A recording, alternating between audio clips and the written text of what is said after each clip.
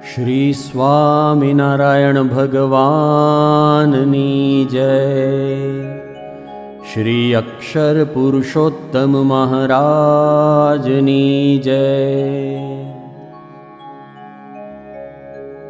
अक्षरधाम नाजे अहो अधिपति, सहजानंद श्री हरि। सर्वांतर्यामी सदा सकलना, सर्वज्ञ सर्वोपरि। माया काल रवि शशि सुरगणे, जेनी शिराज्ञादरी।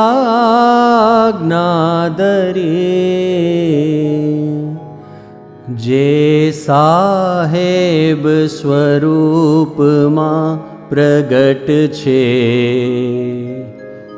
वंदू बाव उर भरी। अक्षर ब्रह्म गुणातीतानंद जी, पुरुषोत्तमा श्री हरि। अक्षर पुरुषोत्तम उपास्य स्वरूप, शाश्वत कृपा करी। अक्षर पुरुषोत्तम मनोज कृतिमा, साकार रूप धरी। जे साहेब स्वरूप मां प्रगट छे, वंदू बाव उर भरी। वंदन प्रागजी भक्तने नमु सदा, जागाजी कृष्ण जी ने। वंदन यज्ञ पुरुष दास गुरुजी, योगी महाराज ने। अक्षर पुरुषोत्तम स्वरूप सगड़ा, साकार रूप धरी। जे साहेब स्वरूप मां प्रगट छे, वंदू बाव उर भरी। वंदू बाव उर भरी।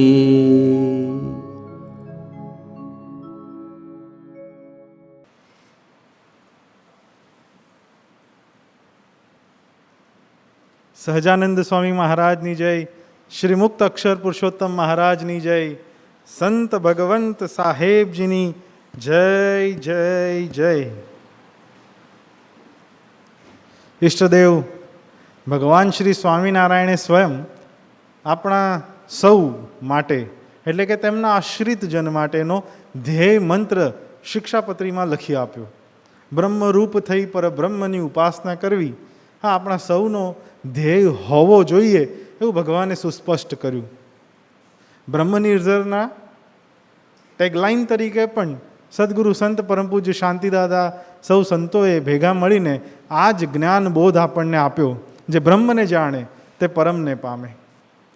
પરમ પૂજ્ય સાહેબ દાદાની પ્રેરણાથી અનુપમ મિશનની સાધના પદ્ધતિ આ જ ધ્યેય મંત્રને સિદ્ધ કરવા માટે છે અને એના માટેનું બળ સાહેબ દાદા આપણને આપી રહ્યા છે। આ ધ્યેય મંત્ર સૌના જીવનમાં હસતા રમતા કહેતા ખૂબ સરળ અને સહજ રીતે સાકાર થઈ જાય એ માટે સાહેબ દાદા અનેકવિધ પ્રવૃત્તિમાં અનેકવિધ રીતે આપણા જીવનને એ તરફ ઢાળી રહ્યા છે, ઉપાસના કરાવી રહ્યા છે. આ અક્ષર વૃંદની સભા પણ એ જ પ્રેરણાના આધારિત આ જ ધ્યેય મંત્રને જીવનમાં સિદ્ધ કરવા માટેની એક પગથિયારૂપ છે. અને અક્ષર વૃંદની સભા શરૂ થઈ ત્યારથી આજ પર્યંત દરેક ભક્તિમાં, દરેક યોગમાં એક જ વાત મૂળ રીતે બહાર આવીને આંખે વળગે, હૃદયને સ્પર્શે, અક્ષરરૂપ થાવું અને પરબ્રહ્મની ભક્તિ કરવી. પરબ્રહ્મ કહેતા જે પ્રગટ અક્ષરરૂપ સાધુ આપણને પ્રાપ્ત થયા એ યુગલ તત્વની આરાધના કરવી, એમાં લીન થવું, એની અનુવૃત્તિ અને અભિપ્રાય પ્રમાણે જીવન જીવવું, આ વાત જે જીવી રહ્યા છે એવા સદગુરુ સંતો આપણને શીખવી રહ્યા છે. બહુ નસીબદાર છીએ આપણે. અષ્ટાંગ યોગ, નવધા ભક્તિ, ઉપાસનાની વાતો આ સમજવા મળી રહી છે. લોકોના જીવન વીતી જાય છે, આ બાબત વિશે સાંભળવા નથી મળતું. અને સાહેબ દાદાની કૃપાથી આ સદગુરુ સંતો તેઓના શ્રીમુખે આપણને આ વાત, આ બાબત સમજાવી રહ્યા છે. આ બહુ મોટી કૃપા આપણા સૌના જીવનમાં સાહેબ દાદાએ કરી છે. અનેક કૃપાઓ પૈકીની આ એક કૃપા કે જેને પરિણામે આપણા જીવનનો ધ્યેય સુસ્પષ્ટ તો થયો, પણ એ ધ્યેય પર આપણે જાણે અજાણે ચાલતા થઈ રહ્યા છીએ એની અદ્ભુત અનુભૂતિ આ અક્ષરવૃંદની સભાના માધ્યમથી આપણને સૌ કોઈને થઈ રહી છે. આજે આપણને અષ્ટાંગ યોગ પછી નવધા ભક્તિમાં 8મી ભક્તિ સખ્ય ભક્તિ વિશે સદગુરુ સંત પરમ પૂજ્ય અશ્વિન દાદાનું અદ્ભુત માર્ગદર્શન પ્રાપ્ત થવાનું છે. આ સખ્ય ભક્તિ વિશેના એકાદ અનુભવ પણ સ્મૃતિમાં છે, એની વાત પણ કરીશું. પણ આપણા અક્ષરવૃંદની હમણાંની જે આ નવધા ભક્તિ વખતની પેટર્ન ચાલી આવી રહી છે સાહેબ દાદાની પ્રેરણાથી, એ મુજબ પહેલાં તો આપણે શ્રી અક્ષર પુરુષોત્તમ નૂતન મંદિરના મૂર્તિ પ્રતિષ્ઠા પ્રસંગે જે અદ્ભુત સમયો થયો અને એમાં યુવતીઓ દ્વારા નવધા ભક્તિ વંદના કાર્યક્રમ પ્રસ્તુત થયો, એમાં જે સખ્ય ભક્તિ માટેની નૃત્ય ભક્તિ પ્રસ્તુત થઈ એને માણવાનો સમય થયો છે.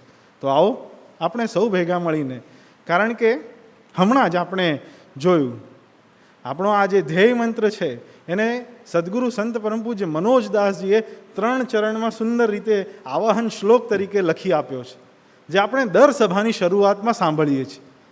જ્યારે ઓડિયોના માધ્યમથી હોય ત્યારે સાધુ પૂજ્ય ઉત્પલદાસજીના કર્ણપ્રિય મધુર કંઠથી ગાન થયેલા એ શ્લોકનું આપણે શ્રવણ કરીએ છીએ અને મૂર્તિને ધારીએ છીએ સાહેબજીની.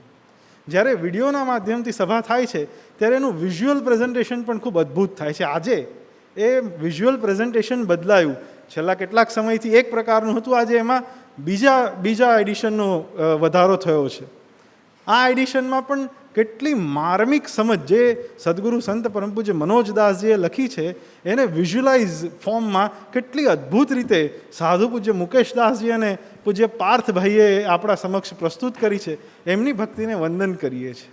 એવું જ આ અક્ષરવૃંદમાં આપણને જે આ નવધા ભક્તિનું જ્ઞાન પ્રાપ્ત થાય છે એનું પણ છે. લખીને તો આપણને આપ્યું છે આ એક પદ્ધતિ છે, સમજાવે છે આ બીજી પદ્ધતિ છે, અને નૃત્ય ભક્તિ સ્વરૂપે પણ સખ્ય ભક્તિને પ્રસ્તુત કર્યું છે આ યુવતીઓએ. આ પણ એક રીત છે પ્રેઝન્ટેશનની. 1, 2, 3, 4, 5 રીતે સાહેબ દાદા આપણને કેટલું બધું સુલભ રીતે સગળું પીરસી આપી રહ્યા છે, એનો આનંદ છે. અને એ આનંદને માણીએ. ચાલો યુવતીઓ દ્વારા જે નવધા ભક્તિ વંદના કાર્યક્રમ વખતે સખ્ય ભક્તિની પ્રસ્તુતિ થઈ છે એના દર્શન કરીએ. સખ્ય ભક્તિ પ્રભુને જ પરમ મિત્ર માની પોતાના સુખ દુઃખ કે પાપ પુણ્યના નિવેદન કરવા એ સખ્ય ભક્તિ. પૂજ્ય સાહેબજી કહે છે, ભગવાનની અનન્ય કૃપાથી ભગવાનના પ્રગટ સ્વરૂપ પ્રતિ પરમ પ્રિય મિત્ર ભાવે થઈ જતું પ્રેમસભર સમર્પણ એ શ્રેષ્ઠ સખ્ય ભક્તિ. ભગવાનને પોતાના પરમહિતકારી માનીને પ્રભુ સાથે સખ્ય ભાવે જોડાઈ પ્રભુ પ્રાપ્તિ કરનારા અર્જુન, ઉદ્ધવજી તથા સુદામા આ શ્રેણીના ભક્ત છે. આપણા અનુપમ અષ્ટસખા પૂજ્ય અશ્વિનભાઈ, પૂજ્ય સનંદભાઈ, પૂજ્ય શાંતિભાઈ, પૂજ્ય રતિભાઈ, પૂજ્ય પૂનમભાઈ, પૂજ્ય વિઠ્ઠલભાઈ, પૂજ્ય હર્ષદભાઈ, પૂજ્ય રમેશભાઈ અને પૂજ્ય અરુણભાઈ પણ સખ્ય ભક્તિના પ્રત્યક્ષ પ્રગટ ઉદાહરણ છે. અષ્ટસખાના 8 રંગની ગૂંથણીથી ગોફ નૃત્ય રજૂ કરશે મોગરી મંડળ. ગોફને સૌરાષ્ટ્રમાં સોળંગા રાસ પણ કહેવામાં આવે છે. સખ્ય ભક્તિને પ્રતિકાત્મક રીતે દર્શાવતું આ નૃત્ય સાચી મિત્રતાની જેમ નિભાવવું સહેલું નથી. આ બ્રહ્મલીલામાં પ્રભુ સંગે સ્નેહ મૈત્રીના રંગ રેશમી બંધનથી બંધાઈ જવું અને એ બંધન થકી જ પરમ મુક્તિને પામી જવું, આ જ છે સખ્ય ભક્તિનું જીવન નૃત્ય.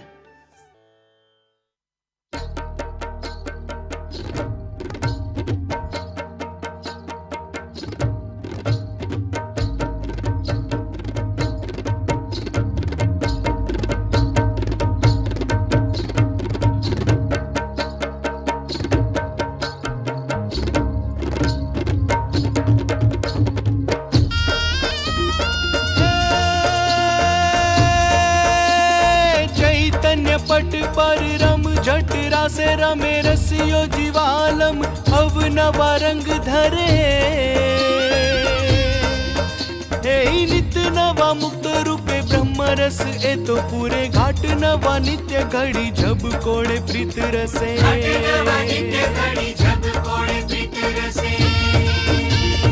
पड़े पड़ खेली रया पर ब्रह्म पूर्ण पणे दिव्य दिव्य आनंद उर्छाए हे आवो आवो संगे रंगे रमिए प्रीतम संगे रसियो जीवालम रासे रमे अजे रसियो जी रम झट रासे रमे अजे रसियो जी रम झट रासे रमे आज सरखे सरखा भेरू आनंद मां घूमे छे आज सरखे सरखा भेरू आनंद मां घूमे छे आज सरखे सरखा भेरू आनंद मां घूमे छे आज सरखे सरखा भेरू आनंद मां घूमे छे एना मन मंदिरियानी माहे वालो मारो घूमे छे एना मन मंदिरियानी माहे वालो मारो घूमे छे हे घूमे छे रे काई रूमे छे हे घूमे छे रे काई रूमे छे आज सरखे सरखा भेरू आनंद मां घूमे छे एना मन मंदिरियानी माहे वालो मारो घूमे छे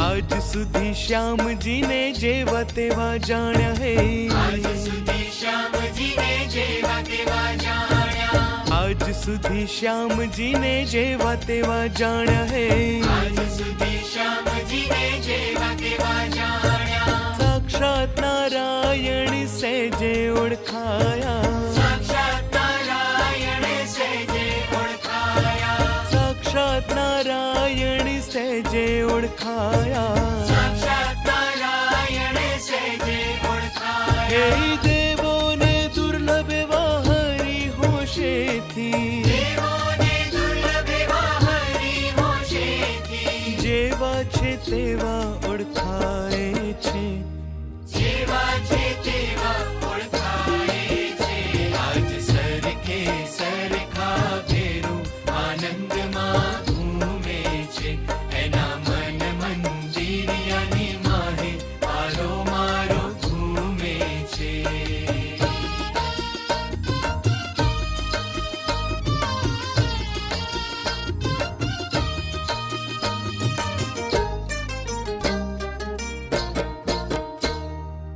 દોસ્તોમાં દોસ્તીના બીજ એણે વાવ્યા હે, દોસ્તોમાં દોસ્તીના બીજ એણે વાવ્યા, દોસ્તોમાં દોસ્તીના બીજ એણે વાવ્યા હે, દોસ્તોમાં દોસ્તીના બીજ એણે વાવ્યા, દેહ દીધા હવે મન ઝુકાવ્યા હે, દેહ દીધા હવે મન ઝુકાવ્યા, દેહ દીધા હવે મન ઝુકાવ્યા હે, દેહ દીધા હવે મન ઝુકાવ્યા, હે ઢીલા ન પડશો ભેરું કોણ આપણને મળ્યું, હીરાના પડશો ભેરું કોણ આપણને મળ્યું, એના બળે જંગ એ જીતાડે છે, એના બળે જંગ એ જીતાડે છે, આજ સરખે સરખા ભેરું આનંદમાં ઘૂમે છે, એના મન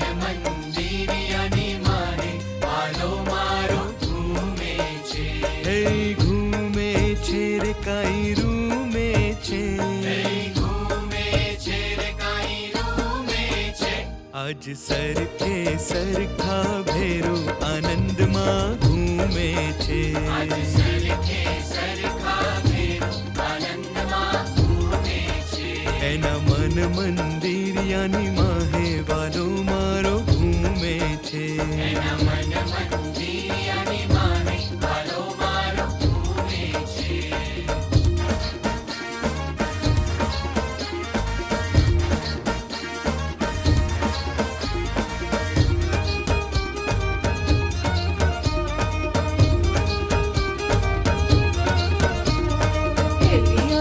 આનંદની આજ કે મન ભર નાચો રે, આવી આનંદની આજ કે મન ભર નાચો રે, આવી આનંદની આજ કે મન ભર નાચો રે, આવી આનંદની આજ કે મન ભર નાચો રે, મન ભર નાચો મન ભર ગાઓ, મન ભર નાચો મન ભર ગાઓ, મન ભર નાચો મન ભર ગાઓ, અંતરે ઉડાડી ગુલાલ કે મન ભર નાચો રે, અંતરે ઉડાડી ગુલાલ કે મન ભર નાચો રે, આવી આનંદની આજ કે મન ભર નાચો રે. આવી આનંદની આજ કે મન ભર નાચો રે.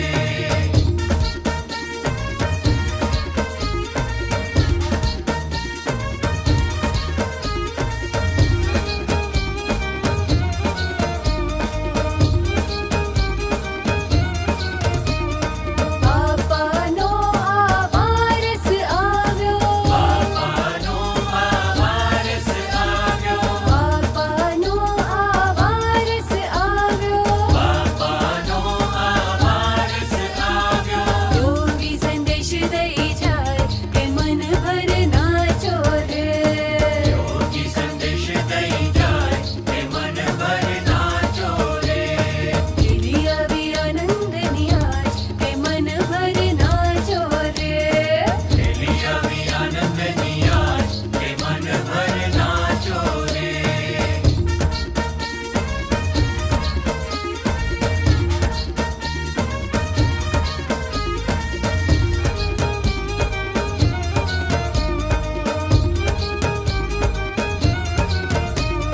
મારા ભલાનું શરણું એવું, મારા ભલાનું શરણું એવું, મારા ભલાનું શરણું એવું, મારા ભલાનું શરણું એવું, ઉતારે છે ભગપાર કે મન ભર નાચો રે, તારે છે ભવપાર કે મન ભર નાચો રે, આવી આનંદની આજ કે મન ભર નાચો રે.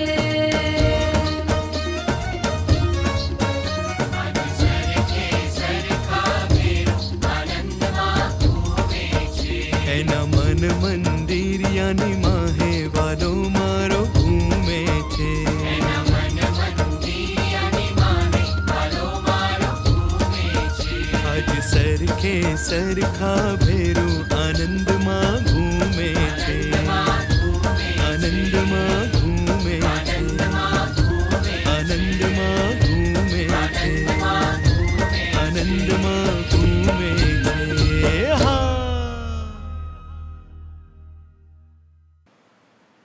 આખી એ અલૌકિક સ્મૃતિને પુનઃ જીવંત કરી દઈને પુનઃ એને માણવાની મજા જ કંઈક અલગ છે.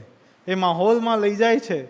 આજથી 1.5 વર્ષ પહેલાં જ્યારે આ ભવ્ય કાર્યક્રમ થયો અને પરમ પૂજ્ય સાહેબ દાદાની દિવ્ય સન્નિધિમાં એ નવધા ભક્તિના આપણે એ દિવ્ય આનંદને માણ્યો એની સ્મૃતિ કરાવે. આ ગોફ નૃત્ય કેટલું અઘરું, કેટલું અટપટું. શાંતિથી આ કીર્તનને સાંભળીએ અથવા તો આ નૃત્યને એના શબ્દો સાથે મેચ કરીને સમજવાનો પ્રયત્ન કરીએ તો આપણને ખબર પડે કે યોગી બાપા જે સંપ સુહૃદ ભાવ અને એકતાની વાત કરતા એ કાંઈ જીવવી સરળ નથી, અટપટી છે.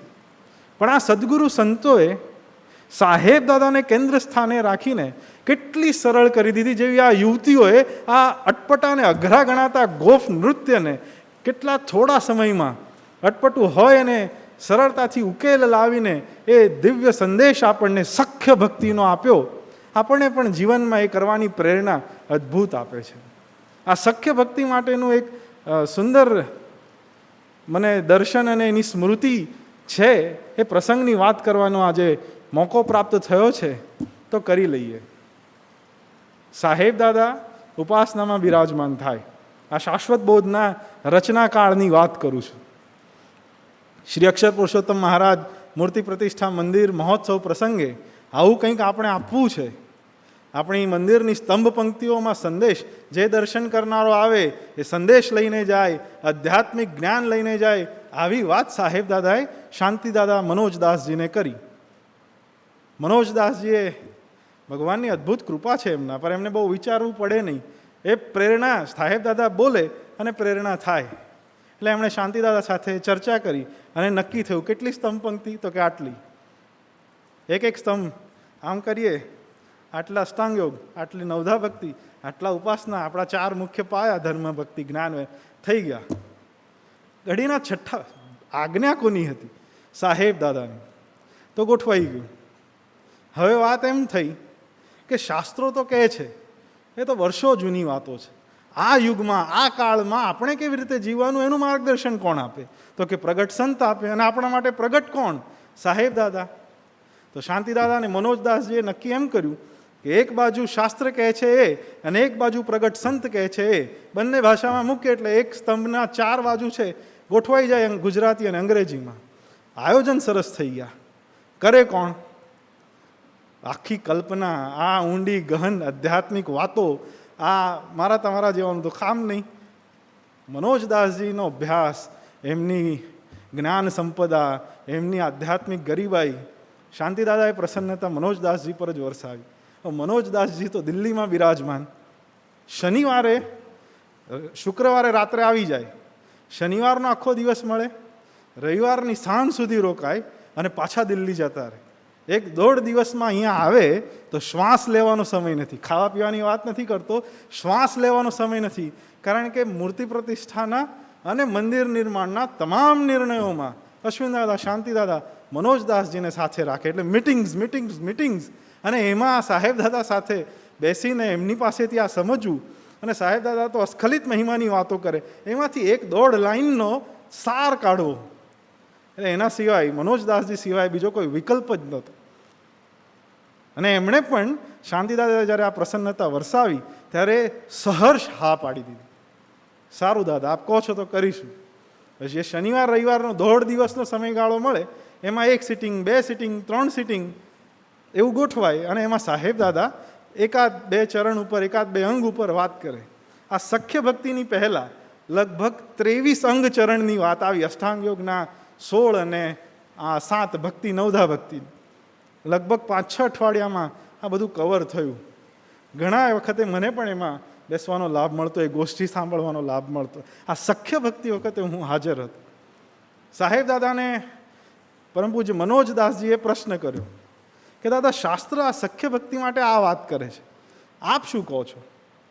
આ આગલા 23 વખત સાહેબ દાદાએ કદી કોઈ પ્રશ્નને ટાળ્યો નથી. જેટલી વખત પ્રશ્નો પૂછાય, કારણ કે એક વખત પૂછે ને સાહેબ દાદા બોલી લે પૂરું થઈ જાય એવું નથી. બીજી વખત, ત્રીજી વખત એમાં કંઈક આટાઘૂટી હોય તો મનોજદાસજી પૂછતા. અને સાહેબ દાદાએ એક પ્રશ્નનો એટલો અદ્ભુત એટલો સચોટ અને એનાથી વિશેષ એટલો ઇન્સ્ટન્ટ જવાબ આપ્યો છે. હજુ તો સવાલ પૂરો થાય ને તરત જવાબ આવે. આ દર્શન કરીને વી ઓલ વર શોકિંગલી અમેઝડ. સાહેબ દાદા કેટલા અદ્ભુત પુરુષ છે, અમને બધાને એવું થયા રાખતું. આ સખ્ય ભક્તિની વાત આવી અને અમને 23 વખતના અનુભવના આધારે એમ હતું કે હવે સાહેબ દાદા બોલવા માંડ. બોલ્યા. શું બોલ્યા?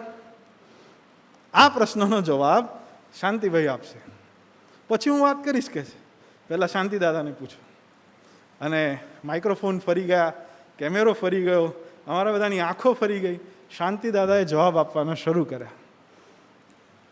શાસ્ત્રોની અમને ખબર નથી, અમને તો અમારી સાથે જે સખ્ય પ્રેમ થયો છે ને, ભક્તિ નહીં પ્રેમ જે થયો છે ને અમારી સાથે, એની વાત કરું કે છે. અમે જેટલો સાહેબ દાદાને પ્રેમ કર્યો છે એનાથી અનંત ગણો વધારે પ્રેમ સાહેબ દાદાએ અમને કર્યો છે. અમને યોગી બાપાનો સંબંધ હતો ને, બસ એ જ જોયું છે. અમારા સ્વભાવ, અમારી પ્રકૃતિ, અમારા વાણી, વિચારને વર્તન કદી આંખ સામે આવવા દીધા નથી. અમે જેવા હતા એ અમને નભાવ્યા છે. અમારા ખાવા પીવાની, અમારા પહેરવા ઓઢવાની એમણે ચિંતા કરી છે, અમારા જીવની ચિંતા કરી છે. કારણ કે યોગી બાપાએ અમને સોંપેલા હતા. શબ્દો કદાચ આઘા પાછા હશે, પણ ભાવ આ જ હતો જે શાંતિ દાદાના શ્રીમુખે અને આંખોમાં અશ્રુ સ્વરૂપે વહેતો હતો. સાહેબ દાદાના મહિમાની એટલી બધી વાતો પરમ પૂજ્ય શાંતિ દાદાએ એ વખતે કરી અને પછી સાહેબ દાદાએ જવાબ આપ્યા ને એના આધારે આ સખ્ય ભક્તિની જે કંઈ પણ વાત છે, પણ સાહેબ દાદાએ એ જ કહ્યું. આ લોકોએ જે યોગી બાપા અર્થે પોતાનું નામ તો દે નહીં, પણ કે જે આ 8 ભાઈઓ જે યોગી બાપા પ્રત્યે સહર્ષ સમર્પણ કરી દીધું ને, એ કહે છે ખરેખરી ભક્તિ છે. અને એના સાર સ્વરૂપે આ સખ્ય ભક્તિની વાત લખાઈ. શાંતિ દાદાના મનની વાત આપણે સાંભળી. આવો સદગુરુ સંત પરમ પૂજ્ય અશ્વિન દાદા સખ્ય ભક્તિ વિશે શું કહે છે અને ભગવાન સાથે કેવી ભક્તિ કરી શકાય. કારણ કે એક સરખી ઉંમર, એક સાથે ભણવાનું, સ્વાભાવિક છે કે 8 ભાઈઓને એમ તો હતું કે આ બહુ મોટા છે. આમ તો પહેલે દિવસથી એ માનતા હતા મારી જીભ ઉપડતી નથી, પણ સમજાવવા પૂરતું, અત્યારે સમજવા પૂરતું વાત કરીએ કે કદાચ પોતાનાથી મોટા છે એમ સમજતા હતા. પણ એ ભગવાનનું પ્રગટ સ્વરૂપ છે એ વાત જ્યારે એમણે સમજી અને જે સમર્પણ ધર્યા, આ 8 ભાઈઓ અદ્ભુત સખ્ય ભક્તિના પ્રતિકાત્મક આદર્શ છે. એ પૈકી સદગુરુ સંત પરમ પૂજ્ય અશ્વિન દાદા પાસેથી આ સમજવાનો લાહવો, મોકો અને તક આપણને પ્રાપ્ત થઈ છે. એ આપણા માટે ખૂબ મોટા સદભાગ્ય છે. આવો એ ભાગ્યને પણ માણીએ. પરમ પૂજ્ય અશ્વિન દાદા આપણને આશીર્વાદ પ્રદાન કરે તેવી પ્રાર્થના કરીએ છીએ.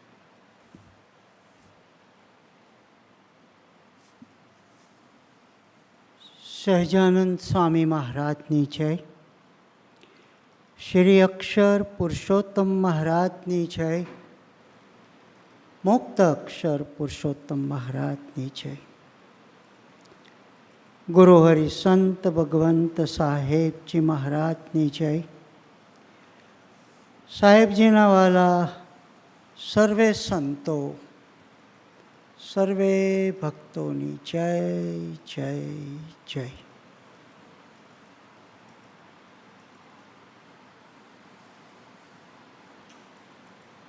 નવધા ભક્તિનો 8મો ક્રમ સખ્ય ભક્તિ. સખ્ય ભક્તિ અને એના પછી આવે છે આત્મનિવેદન ભક્તિ. આ બંને ભૂમિકા ઉપર પહોંચતા પહેલાં એની આગળની જે ભૂમિકા છે એ છે અર્ચન ભક્તિ અને દાસ્ય ભક્તિ. અર્ચન ભક્તિનું કીર્તન ખૂબ સુંદર છે અને ત્યાંથી દાસ થવાનું, પોતાપણાનો ભાવ મૂકીને ગુરુચરણોમાં સમર્પિત થઈ જવાનું બહુ સુંદર કીર્તન આપણે અર્ચન ભક્તિમાં માણ્યું હતું. એના શબ્દો અહીંયા હું ફરીથી યાદ કરાવું. ગુરુદેવ આપકે ચરણો મેં गुरुदेव आपके चरणों का मैं पूजन करने आया हूँ, चरणों में भेंट चढ़ाने को खुद ही को लेकर आया हूँ। नैनों के जल से चरण धोई, श्रद्धा भक्ति चंदन अर्पू। બહુ સુંદર અર્ચન ભક્તિનું અને વિશેષ કરીને ગુરુ પૂર્ણિમા ઉપર ગવાતું આ પ્રાર્થના ત્યાંથી દાસત્વ ભક્તિ શરૂ થાય છે અને દાસત્વ આવ્યા પછીથી સખ્ય ભાવ અને આત્મનિવેદન ભાવમાં જવાય. ભગવાન શ્રી કૃષ્ણની લીલા ભાગવતમાં જે વર્ણવી એના આધારે આ નવદા ભક્તિનું પણ વર્ગીકરણ કરવામાં આવ્યું. ભગવાન સાથે જેને જેવા ભાવથી સંબંધ બાંધ્યો અને ઉત્તરોત્તર એમાં ઉત્કૃષ્ટતા શ્રેષ્ઠતા આવતી ગઈ, તેમ તેમ તેવા ભક્તોને ઉદાહરણ તરીકે શાસ્ત્રોએ વર્ણવ્યા છે.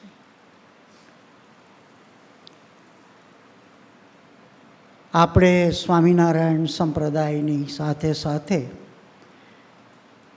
વૈષ્ણવી પરંપરાની કૃષ્ણ ભક્તિને પણ આ સખ્ય ભક્તિને સમજવા ને માટે ઉદાહરણ તરીકે લઈશું. અને અહીંયા પણ અર્જુન, ઉદ્ધવજી અને સુદામા ભગવાન શ્રી કૃષ્ણ સમયના 3 ભક્તોનો ઉલ્લેખ કરવામાં આવ્યો છે. એ ત્રણેયનો ભગવાન શ્રી કૃષ્ણ સાથેનો સંબંધ ચોક્કસપણે આગળના પગથિયા ચડતા ચડતા સખ્ય ભાવમાં એમનો પ્રવેશ થયો છે. ભગવાન શ્રી સ્વામિનારાયણના સમયની ઘણી બધી વાતો પરમહંસો, સંતો, ભક્તોની આપણે સાંભળી છે, વાંચી છે. અને એમાં મહારાજની સાથે પણ સખાભાવથી વર્તતા સંતો અને ભક્તોના જીવન ચરિત્રોને આપણે જાણીએ છીએ. ખુદ ભગવાન શ્રી સ્વામિનારાયણે નરનારાયણ દેવની પ્રતિમા પધરાવીને અર્જુન અને શ્રી કૃષ્ણના સખ્ય ભાવને બિરદાવ્યું છે. તો મહારાજે પણ પોતાની સાથે ગુણાતીતાનંદ સ્વામીને લાવીને સમય જતાં શાસ્ત્રીજી મહારાજે સ્વામિનારાયણ ભગવાનની સાથે ગુણાતીતાનંદ સ્વામીને પધરાવીને એ અદ્ભુત સખ્ય ભાવની જોડીનું આપણને દર્શન અને ઉપાસનાની અદ્ભુત વાત સમજાવી છે. એક નાનું સરખું દ્રષ્ટાંત લઈએ તો સ્વામીની વાતોમાં ગુણાતીતાનંદ સ્વામીએ પોતે જ કહ્યું છે કે એક વખત મહારાજે અમને પૂછ્યું કે કાર્ડ લાવીએ કે તૂટ્યું? તો અમે કહ્યું તૂટ્યું લાવો. તો સભામાં બીજા જે બેઠા હતા, તૂટ્યું એટલે એવો રોગચાળો. અને આજે એને આધ્યાત્મિક રીતે વર્ણન કરવો હોય તો જેનો આહાર અને વિહાર યોગ્ય ના હોય, શાસ્ત્ર મર્યાદામાં ના હોય, એ રોગની ઝપટમાં આવી જાય અને એને ઊંચકી લે. જેનો આહાર અને વિહાર યોગ્ય છે, ધર્મ મર્યાદા અને આજ્ઞા પ્રમાણે છે, એની બંને રીતની તંદુરસ્તી, મનની ને તનની સચવાય છે અને સુખેથી પ્રભુ ભજન કરી શકે છે. કાર્ડ લાવીએ તો કાર્ડમાં તો ભક્ત અને અભક્ત બધાનો સરખો જ ઘાટ કઢાઈ જાય. ત્યારે ગુણાતીતાનંદ સ્વામી એમ કહે છે કે મારા તૂટ્યું લાવો. એટલે સભામાં મારા જેવા અખ્તરડાયા બેઠા હતા. એમને ગુણાતીતાનંદ સ્વામીને સલાહ આપી કે તમને પૂછ્યું તો તમારાથી એવું કહેવાય નહીં કે એકેય ના લાવશો. ત્યારે ગુણાતીતાનંદ સ્વામીનું મહારાજની રુચિ, રહસ્ય, અભિપ્રાય, ઈચ્છા એની સ્વરૂપની સાથેની એકરૂપતા સમજીને, અને મહારાજ પણ કેવા કે એમને પૂછે છે બોલો શું લાવીએ. મરજી જાણવા જઈએ તો બેમાંથી એક તો લાવવું જ છે. ઓપ્શન બતાડ્યો કે આ બે છે, બોલો તમે શું કહો છો. અને આવું આપણે યોગી બાપાની હાજરીમાં, યોગી બાપાની સાથે જેમને સખ્ય કેળવ્યું છે એવા સંતો અને ભક્તોનો સંવાદ પણ સાંભળ્યો છે. અને ગુરુહરિ સાહેબ દાદા સાથે પણ એવા સંતો અને ભક્તોનો સંવાદ સાંભળ્યો છે. આ સખ્યની ભૂમિકા છે. આપણે રખે માનીએ કે એમાં દાસત્વ ભાવની ખામી છે. દાસત્વ ભાવ આવ્યા પછી જ સખ્ય ભાવ આવે છે. પણ એટલી બધી નિકટતા થઈ ગઈ છે, એટલી બધી એકરૂપતા થઈ ગઈ છે, એના સ્વરૂપનો જે મહિમા, ઐશ્વર્ય, પ્રતાપ, પ્રભાવ એ એટલી બધી નિકટતાને કારણે એટલો સહજ થઈ ગયો છે. અને કહ્યું એ પ્રમાણે એમનું રહસ્ય, અભિપ્રાય ને જાણીને જ્યારે પૂછવામાં આવે ત્યારે સખ્ય ભાવથી પણ પૂરેપૂરા દાસત્વ તો ખરો જ ભાવ. ભાઈબંધ એટલે ખભે હાથ મૂકીને વાત કરે એટલે મર્યાદા લોપાઈ ગઈ એવું નથી. દાસત્વ ભાવ તો છે જ. અને ગુણાતીતાનંદ સ્વામીએ જ્યારે આ જવાબ આપ્યો હશે ત્યારે એમનો શ્રીહરિ વિશેનો જે દાસત્વ ભાવ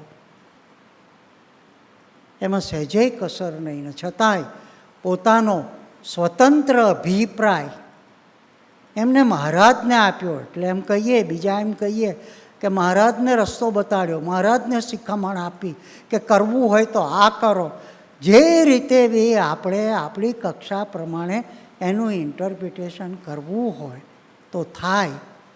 પણ મને એ વાતની સ્પષ્ટતા કરવી છે કે સખ્યતામાં દાસત્વ સહેજે ગૌણ થતું નથી. વાતચીત અને વ્યવહાર સાથે બેસવા ઉઠવામાં આપણને એમ લાગે કે વિવેક નથી, આમન્ય નથી, પણ બહુ જ દાસત્વ હોય છે. અને એવું દર્શન ગુણાતીતાનંદ સ્વામી મહારાજ સ્વધામ થઈ ગયા પછી ગુણાતીતાનંદ સ્વામીએ એમની પાસે જે સંતો ભક્તો હતા એમનું પણ એ જ ભાવથી ઘડતર કર્યું. અને સંતો જ્યારે વિચરણમાં જાય ત્યારે ગુણાતીતાનંદ સ્વામી પરમહંસોને, જેને મહારાજે દીક્ષા આપી છે, એવા સંતોને ગુણાતીતાનંદ સ્વામી એમ કહે છે કે રામ ભંડેરી છે, કરશન બામણીઓ છે, વેલો સતવારો છે, એને તમારે ઉપદેશ નહીં કરવાનો, એની વાતો તમારે સાંભળવાની. સમજવા જેવું છે.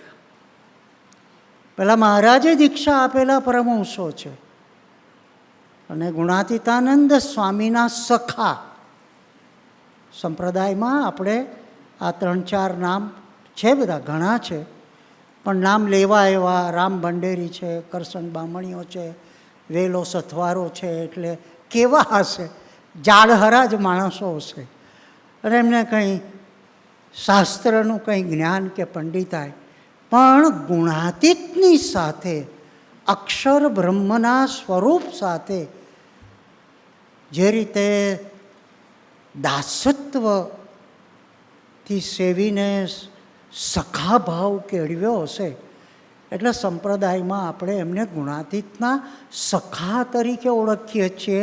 અને એટલે ગુણાતીતાનંદ સ્વામીએ સંતોને ટકોર કરી કે તમે અમને કથા નહીં કરતા, એમની વાત તમને સાંભળજો.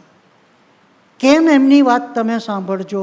તમે મહારાજને ઓળખ્યા છે, પણ અક્ષર બ્રહ્મના સ્વરૂપને ઓળખ્યું નથી, એટલે મારો મહિમા તમને આવા એ કહેશે, મારા સખા.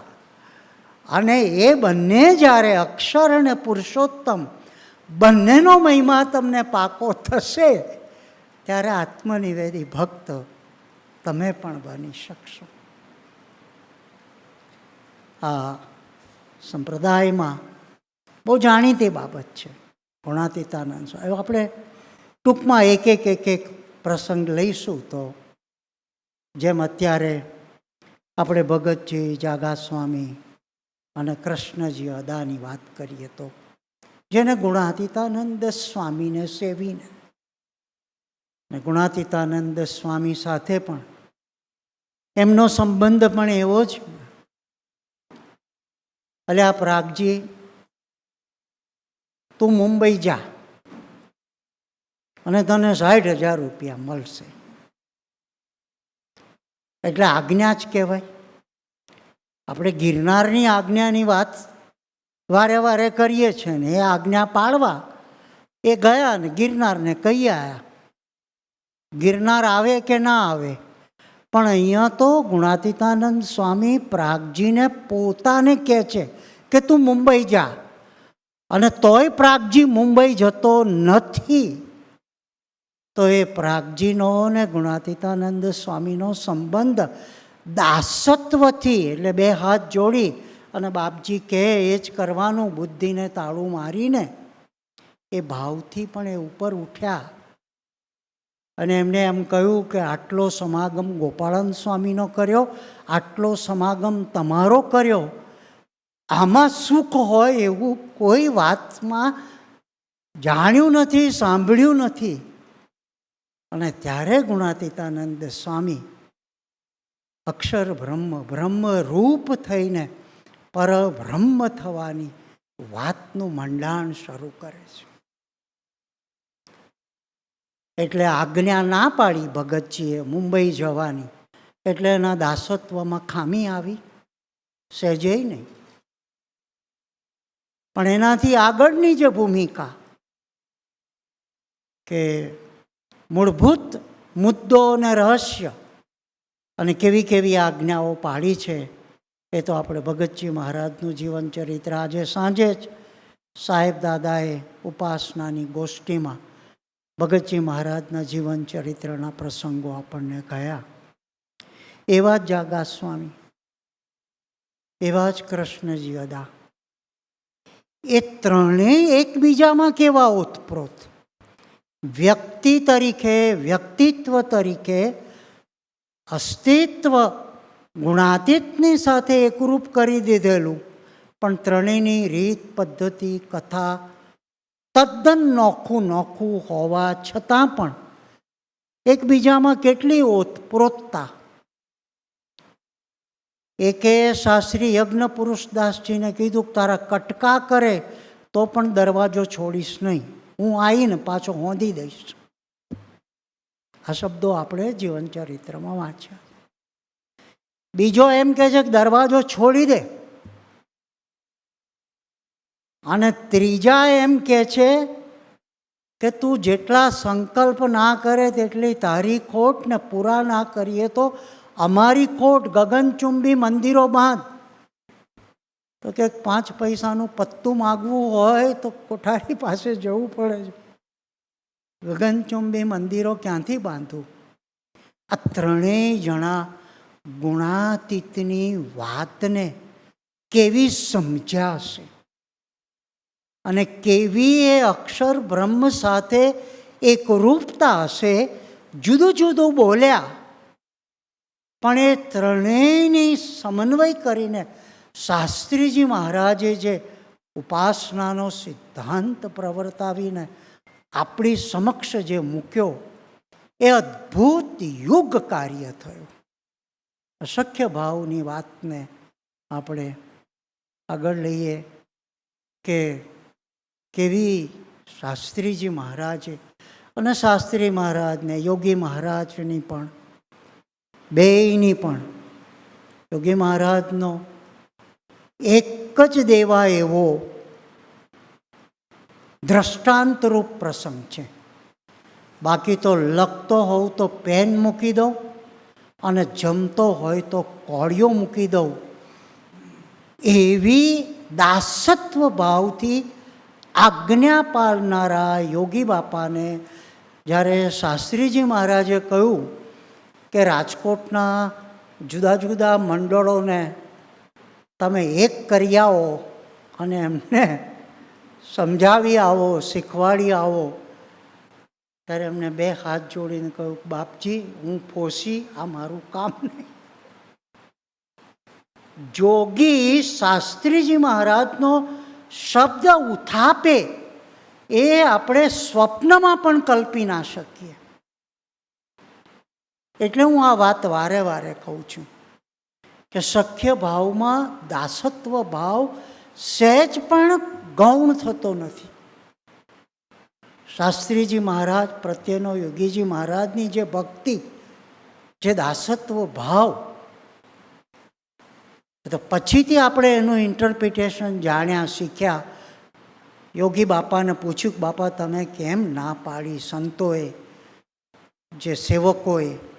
ત્યારે બાપાએ કહ્યું કે હું એક મંડળમાં જાઉં તો મારે એની વાત સાંભળવી પડે તો બીજાના ઘસારાની વાત આવે, બીજા મંડળમાં જાઉં તો એની વાત સાંભળવી પડે ને પહેલાંના ઘસારાની વાત આવે.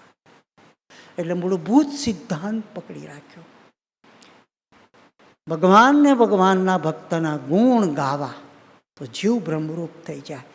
બ્રહ્મ અવસ્થા યોગીજી મહારાજની એમાં રંચ માત્ર પણ ઓટ આવે એવી ગુરુની આજ્ઞા થાય તો પણ એ આજ્ઞા નહીં પાળવાનો યોગીજી મહારાજનો ભાવ અને શાસ્ત્રીજી મહારાજનો જે સિદ્ધાંત, એ બેમાં કોઈ ટકરાવ નહોતો, કોઈ ભેદ નહોતો, એકરૂપતા હતી. અને એટલે એમને જીવનભર સંપ, સુહૃદ ભાવ અને એકતાની વાતો કરી. એટલું જ નહીં, પોતે જીવી અને આપણને બતાડીને એનો એકડો પાકો કરાવ્યો. અને એના પરિણામે ભગવાનનું મહાત્મા, આપણા ઈષ્ટદેવ સ્વરૂપનું મહાત્મા, અત્યારે વર્તમાન કાળે આપણને મળેલું ભગવાનનું સ્વરૂપ, એનું મહાત્મા, અને એના આછા પાતળા સંબંધવાળા ભક્તનું મહાત્મા પણ સમજવાની વાત સુધી યોગી બાપા આપણને લઈ ગયા. એ બ્રહ્મરૂપ થઈને પરબ્રહ્મની ઉપાસના કરવાનો સિદ્ધાંત છે. અમારા સમયમાં અમને યોગી બાપા અને કાકાજી, આજે કાકાજીને ખૂબ સંભાળ્યા સાહેબ દાદાએ, કાકાજી ને યોગી બાપાની પણ ગોષ્ઠી, વાતો, પ્રશ્ન ઉત્તર એ સાંભળવાનો અમને લાભ મળ્યો છે. અને ત્યારે દાદુ કાકા યોગીજી મહારાજના શિષ્ય, સેવક, દાસ, જેમને એમને ઘનશ્યામ મહારાજની મૂર્તિ પાસે દર્શન કરાવ્યું, સાક્ષાત્કાર કરાવ્યો, એમના વિશેનો એમનો પૂજ્ય ભાવ.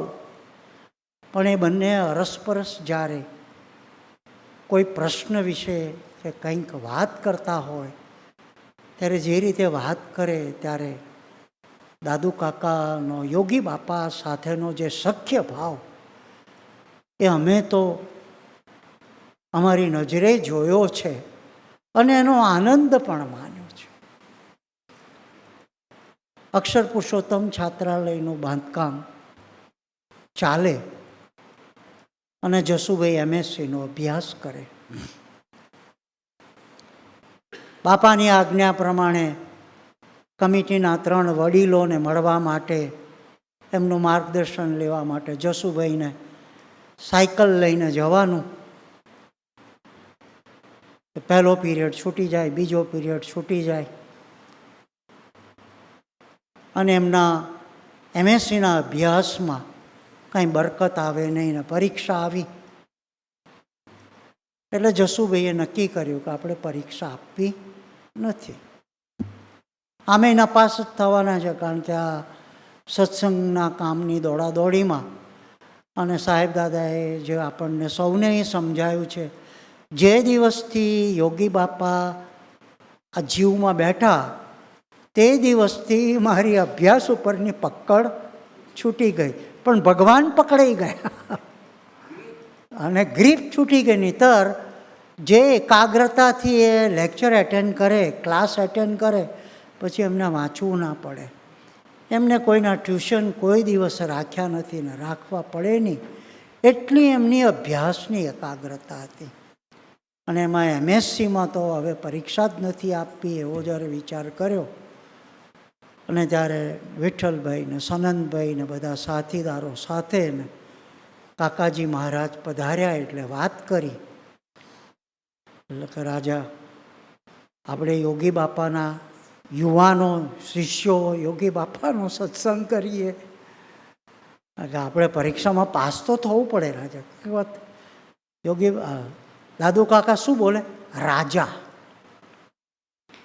પોતાના શિષ્ય સમાન આ બધા યુવાન વિદ્યાર્થીઓને પણ એ સમકક્ષ ગણીને એમની સાથે વાર્તાલાપ કરે. આ પણ એક શક્ય ભાવ છે. બાકી કાકાનો જે પ્રભાવ, પણ એમને કોઈ દિવસ એવું જેને કહીએ કે સામર્થ્ય ઢાંકીને એ વર્ત્યા. અને છાત્રાલયની વાતો અને છાત્રાલયમાં જોડે રહેતા અને કેવી સગવડો વચ્ચે સેવાઓ થતી, એ બધી વાતો આપણે સાંભળી છે, સાંભળતા રહીએ છીએ, વારે વારે સાંભળીએ છીએ. અને જ્યારે સાંભળીએ ત્યારે નવા જેવી જ લાગે છે. બાપા પાસે ચાલો કે છે, બાપા પાસે. એટલે યોગી બાપાને કહ્યું, બાપા જસભાઈ આ બધું સત્સંગનું કામ કરવામાં, છાત્રાલયનું કામ કરવામાં સરખું ભણી શક્યા નથી ને હવે પરીક્ષા આવીને પરીક્ષા તો આપવી પડે, કારણ કે RD કાકા પ્રોફેસર અને પાસ થવું પડે, એટલે તમે આશીર્વાદ આપો. એટલે યોગી બાપા કહે, આપણે હરિકૃષ્ણ મહારાજને પ્રાર્થના કરીએ કે જસુભાઈને પાસ કરી દે. એટલે દાદુ કાકા કે અમારા તો તમે જ હરિકૃષ્ણ, અમે બીજા કોઈ હરિકૃષ્ણને ઓળખીએ નહીં. આવા શબ્દો ક્યારે નીકળે? હરિકૃષ્ણ મહારાજ એટલે આપણું ઈષ્ટદેવનું સ્વરૂપ, અને મહારાજે સ્વયં પોતાના હસ્તે વડતાલમાં પધરાવેલી મૂર્તિ, અને એની શાખ આપીને યોગી બાપા એમ કહે છે કે હરિકૃષ્ણ મહારાજને કહીએ કે જસુભાઈ પાસ થઈ જાય. ત્યારે દાદુભાઈ કહે છે કે ના બાપા, અમારા હરિકૃષ્ણ તમે આશીર્વાદ આપો કે પાસ થઈ જાય, અને તો જસભાઈ પરીક્ષા આપે. બહુ જાણીતો પ્રસંગ છે, આપણે સૌ જાણીએ છીએ. અને યોગી બાપાને એવા બાંધ્યા દાદુ કાકાએ જસુભાઈ માટે કે યોગી બાપાએ ધબ્બો મારીને આશીર્વાદ આપ્યા. અને જસુભાઈ MSc તો થયા, પણ PhD પણ જોઈન્ટ કર્યું, જે હકીકત છે, ઇતિહાસ છે. આ સખ્ય ભાવના કેટલાક પ્રસંગો જે મારી સ્મૃતિમાં મારા ભાગે આ સેવા આવી છે. એટલે આ સખ્ય ભાવને કેવી રીતે વર્ણવવો, તો મહારાજથી મળીને કૃષ્ણ ભગવાનની વાત પણ કરીશું, કારણ કે મૂળે આ નવધા ભક્તિ ભાગવતમાંથી આપણને પ્રાપ્ત થઈ છે, એ શાસ્ત્રના આધારે પ્રાપ્ત થઈ છે. અને ભગવાન શ્રી કૃષ્ણ સાથે જુદા જુદા સંબંધ જેમને બાંધ્યા એ ભક્તોના દ્રષ્ટાંતો બહુ જાણીતા છે ને આપણે જાણીએ છીએ. હવે જસુભાઈ સાહેબની વાત કરીએ તો એમના સખા એવા આજે સાંજે જ યાદ કર્યા હતા, વિઠ્ઠલભાઈ ને સનંદભાઈ. આજ સરખે સરખા ભેરું, સરખો ભાવ નહોતો. જસુભાઈને માટે અનહદ પૂજ્ય ભાવ હતો. યોગી બાપાએ કરાવ્યો તો, દાદુ કાકાએ કરાવ્યો તો, પપ્પાજીએ કરાવ્યો તો, સોનાબાએ સ્નેહથી સિંચીને એ ગાંઠ પાકી કરાવી હતી. તોય પણ સનંદભાઈ એમ કે યુ મિસ્ટર જસભાઈ,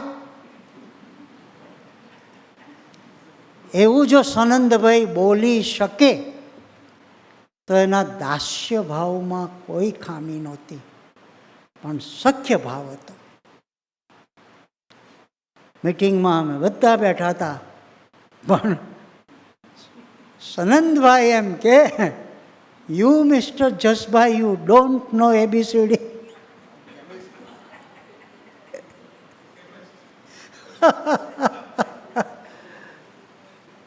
કેવું સખ્ય ભાવ. ને ડૉક્ટરને આપણે દાસ થઈને, સેવક થઈને, રાખ થઈને જીવતા જોયા છે. અને એવા ક્ષેત્રમાં જોયા છે કે પેલા મૂછોવાળા નાથુભાઈ અને આપણો પેલો કૃષ્ણકાંત કાછિયા પટેલ એના દાસ અને સેવક થઈને એ MSc ભણેલો એને કામ કર્યું છે. એ દાસ્ય ભાવ વગર થયું હશે, પણ તોય મીટિંગમાં જ્યારે યુ મિસ્ટર બોલે ત્યારે સાંભળનારાને એમ થાય કે એની ભક્તિમાં કચાશ, સહેજે કચાશ નહીં. એટલી બધી અસાધારણ પ્રીતિને મેં કહ્યું એમ, એટલી બધી નિકટતા, એટલી બધી આત્મીયતા કે એની મોટપ, એનો તેજ, એનો પ્રભાવ, એનો સહેજે ડર નહીં. આ એક વાત સમજવા જેવી છે. મિત્રનો ડર ના લાગે. ગમે એટલો મોટો માણસ હોય પણ મિત્ર હોય. હું તમને એક દાખલો આપું. આપણી ધારી કોલેજનું કામ હતું અને ત્યારના આપણા ગુજરાત રાજ્યના મુખ્યમંત્રી ચિમનભાઈ પટેલ, એમના મિત્ર અમેરિકાથી રાવજીભાઈ, એ એમને સવારે 5 વાગે ફોન કરે અને કોઈનોય ફોન નહીં લેનારા ચિમનભાઈ રાવજીભાઈનો ફોન ઉપાડે. અને કહ્યું એમના પત્નીએ ફોન લીધો અને કોણ તો કે તમારો ભાઈબંધ રાવજી બોલે છે. એટલે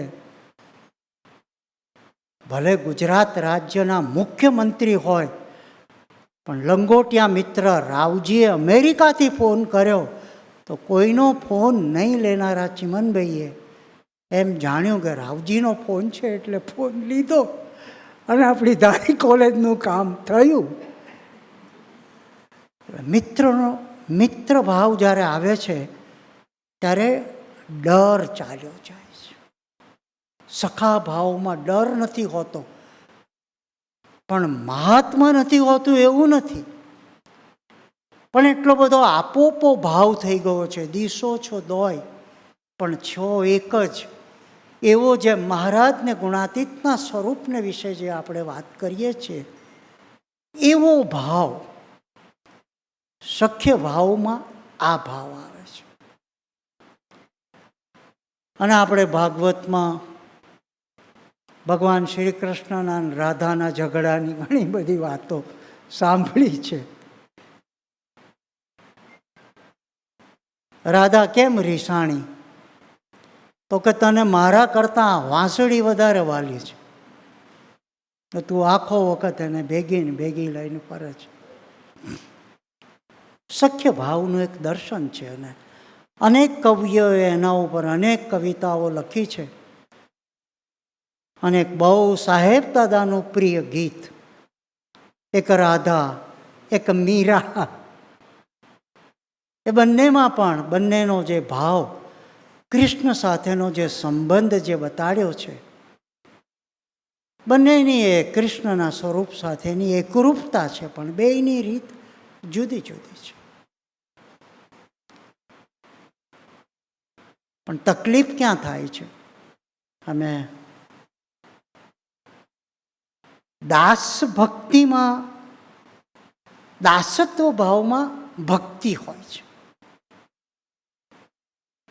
અને ભક્તિને મિત્ર ભાવમાં ભક્તિથી આગળ વધીને સ્નેહ ભાવ એ વધે છે.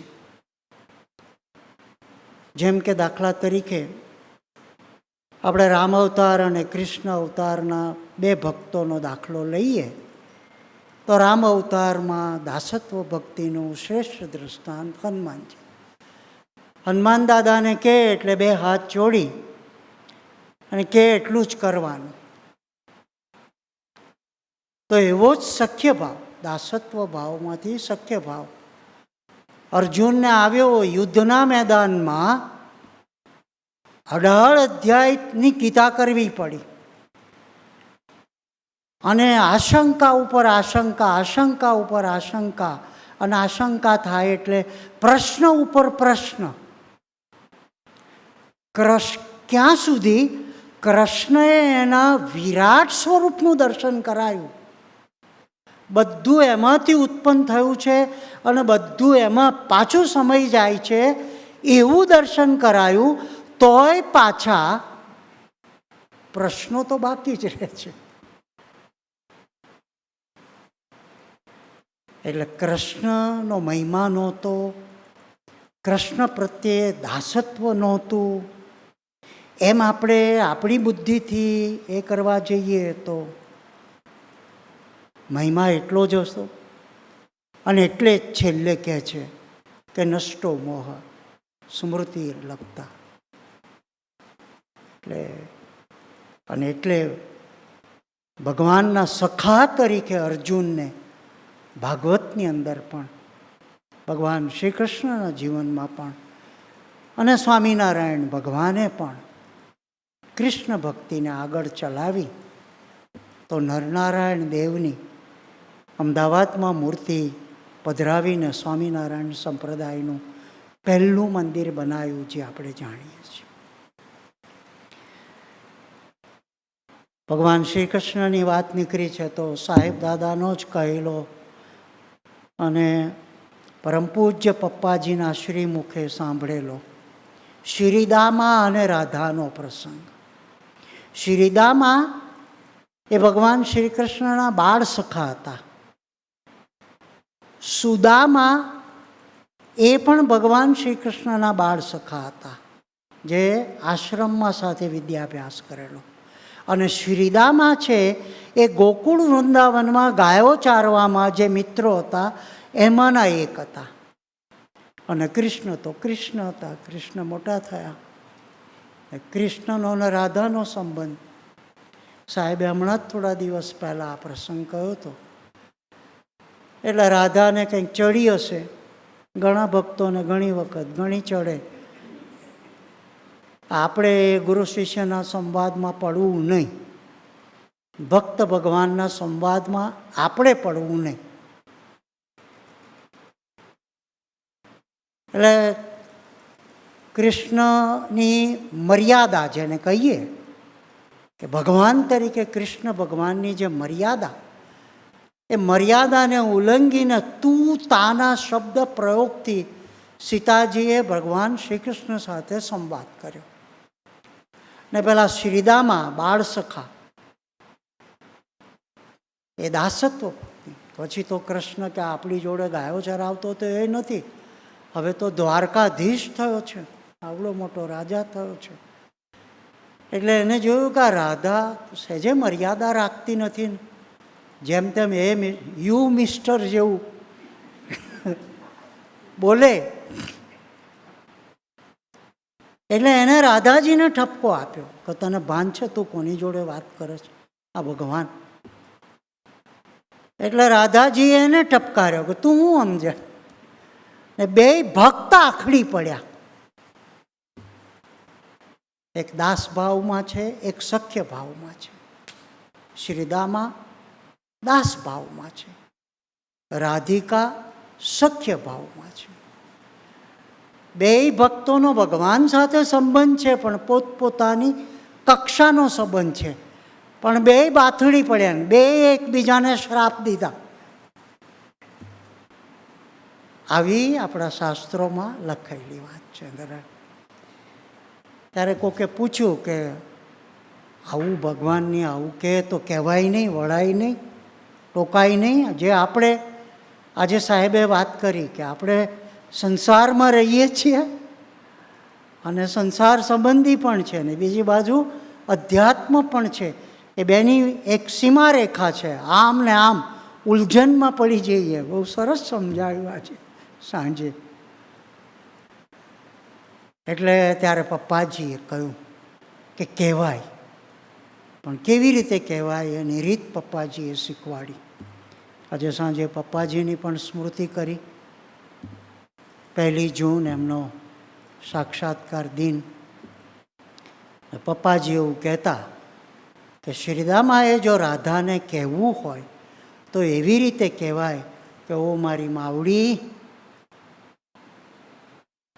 આ ભગવાન છે, ભગવાન જોડે આવી રીતે વાત ના થાય. ના કહેવાય એવું નહીં, પણ કહેવાની પણ રીત છે, કહેવાની પણ પદ્ધતિ છે, અને એના માટેના પણ વિવેક અને પ્રાર્થનાના શબ્દો છે. એટલે આ ભક્તિનો ભાવ એવો છે.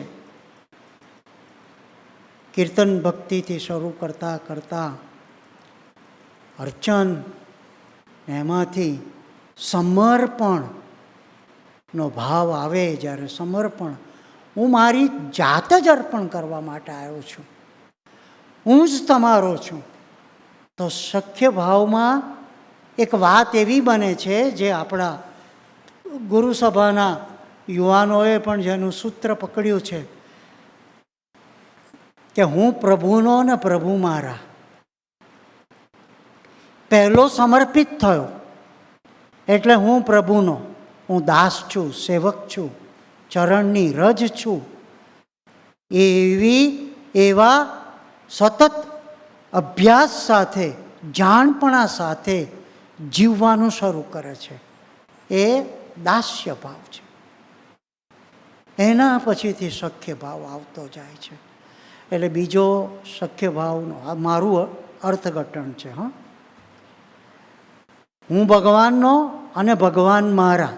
તો જેમ હું તમારો છું એમ તમે મારા ખરા કે નહીં? તો તમારું કયું અમે કરીએ તો અમારું કયું પણ તમે કરો કે નહીં? એટલે એક અધિકાર આવે છે, એક અધિકાર આવે છે. સખા ભાવ થયો ને એટલે એક પ્રેમની અંદર પણ એક અધિકાર આવે છે.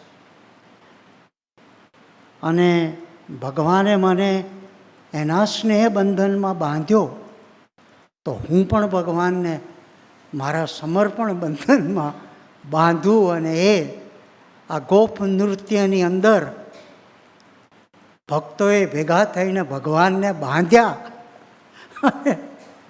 પાછી આંટીઓ ખોલી નાખી. સખ્ય ભાવનું જે દર્શન કરાવે છે, પણ એમાં બહુ સુંદર બે કીર્તનોનું જે ફ્યુઝન કર્યું છે બહુ સુંદર છે. અને એમાં મારા વાલાનું શરણું એવું ઉતારે છે ભવ પાર, મન ભર ના ચોરે. કોનું શરણું લીધું? કોના શરણે ગયો છું? કોનો દાસ થયો છું? કોનો સેવક થયો છું? જે ભવ પાર ઉતારી શકે એવી જેની સામર્થ્ય છે, ભવસાગરને તારી દે એવી જેની સામર્થ્ય છે, એને સાથીદાર, એને ધણી બનાવ્યો છે. અને ધણી બનાવ્યો એટલે ધણી ધણિયાનીનો સંબંધ. એટલે અને એની સાથે સાથે એ મારો નાથ છે, એ મારો ધણી છે, એ મારો તારણહાર છે. એ ભાવ જે સરખે સરખા ભેરું આ બંને ભજન ગુરુ હરિ સાહેબને નજરમાં રાખીને એની રચના જે તે સમયે થઈ છે. પણ એ સાહેબ આજે રહ્યા નથી. જેમ એ ગંગાનું નીર વહી ગયું, આજે આપણે જેમાં સ્નાન કરીએ છીએ એ હિમાલયથી આવેલી નવી ગંગા છે. એમ આ ભજન જ્યારે રચાયું એ ભજન ઉપર જ્યારે આપણે સૌ ઝૂમ્યા, તે સાહેબ અને આજના સાહેબ આપણી નજરમાં બદલાયા છે. પણ એના માટેની એક બહુ સુંદર કડી હેલી આવી આનંદની આજમાં એનું ફ્યુઝન આ કીર્તનની સાથે, આ બંને કીર્તનનું જે ફ્યુઝન કરીને જે આ પ્રસ્તુતિ એટલી સુંદર રીતે કરી છે કે એમાં મારા વાલાનું શરણું એવું અને વાલપનો ભાવ જ્યારે આવે ત્યારે ભગવાનનો જે ભક્ત છે તે ભગવાન પ્રત્યે 4 પ્રકારે પ્રેમની અભિવ્યક્તિ કરે છે શાસ્ત્રોક્ત રીતે. પછી છે કોઈ પાછળ?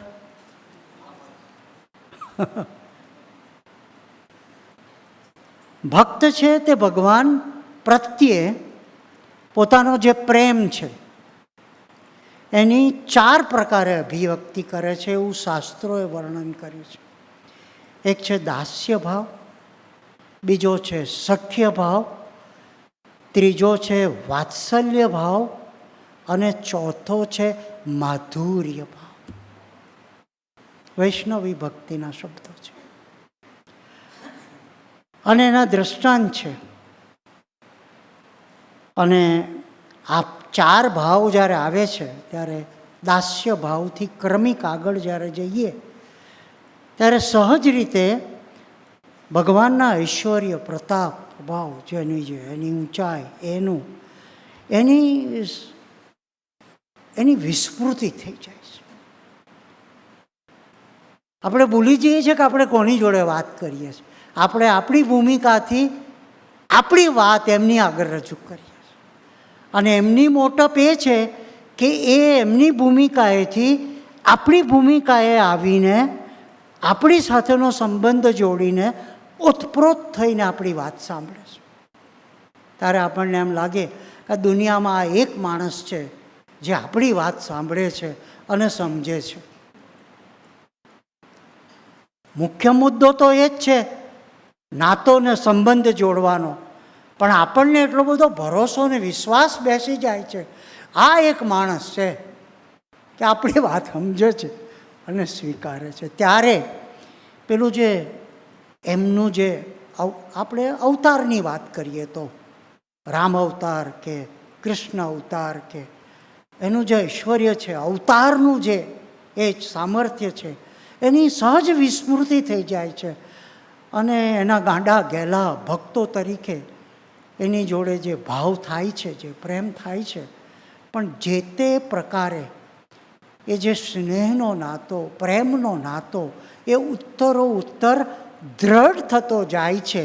એ મહત્ત્વની બાબત છે અને જેને આપણે આ પ્રગતિ કરતા ચૈતન્ય છે. આજે છે એવો કાલે એ રહેવાનો નથી, એ પ્રગતિ કરતું ચૈતન્ય છે. અને પ્રગતિ કરતું ચૈતન્ય કેમ છે? મારો સંબંધ થયો છે. એ મહારાજને પોતાના ઐશ્વર્યનો ભાન છે, ભલે સામેવાળા ના હોય.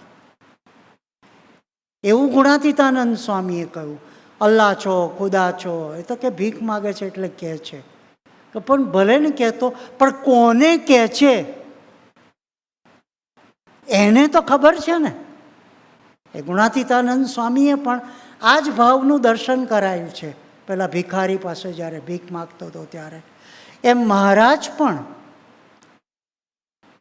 એક ખેડૂત માણસની જોડે એનો અડધો રોટલો ને એનું એઠું દહીં લઈને એની ભેગા બેસીને જમે, ત્યારે પેલોય ભૂલી જતો હશે ને કે આ ભગવાનનું સ્વરૂપ છે. એટલે ત્યારે વિસ્મૃતિ થઈ જાય છે, અને એ વિસ્મૃતિ કરાવનાર પણ એનું જ ફળ છે, એનું જ કાર્ય છે. જેમ કે આજે હમણાં જ મને કે આ 66 વખતે એટલા બધા પ્રસંગો બન્યા અને એટલા બધું ફેક્ટર્સ બધા કામ કરી રહ્યા હતા, પણ ખબર નહીં યોગી બાપાએ શું કરી દીધું હશે કે આ જસુભાઈ ને જસુભાઈની સાથેના એના મિત્રો એ સિવાય બીજું કશું જગત જ નહોતું. હવે એ જે થયું એ બીજું બધું વિસ્મૃતિ થઈ. બાપાએ જસભાઈને કહ્યું ને જસભાઈએ આવીને આપણને કહ્યું, એટલે આપણે બીજું કંઈ વિચારવાનું નહીં, આપણે એ પ્રમાણે વિઠ્ઠલભાઈને કહ્યું કે જસુભાઈ માટે માથું આપવા તૈયાર થવાનું, એટલે વિઠ્ઠલભાઈએ માથું આપ્યું. વિઠ્ઠલભાઈ, સનનભાઈ, સાહેબ દાદા વારે વારે જે સખાઓને યાદ કરે છે, અને હમણાં ભાઈ ધનંજયભાઈએ જ્યારે શાંતિદાદા સાથેનો સખ્ય ભાવ કયો ત્યારે 73માં તો કાકાજી સાથે સાહેબ લંડન ગયા, 75માં પાછળથી શાંતિદાદા જોડાયા, ત્યારે શાંતિદાદાને સાહેબ દાદાએ એવી રીતે વાપર્યા 75માં 78માં જૂની મૂવી બધી જોઈ છે.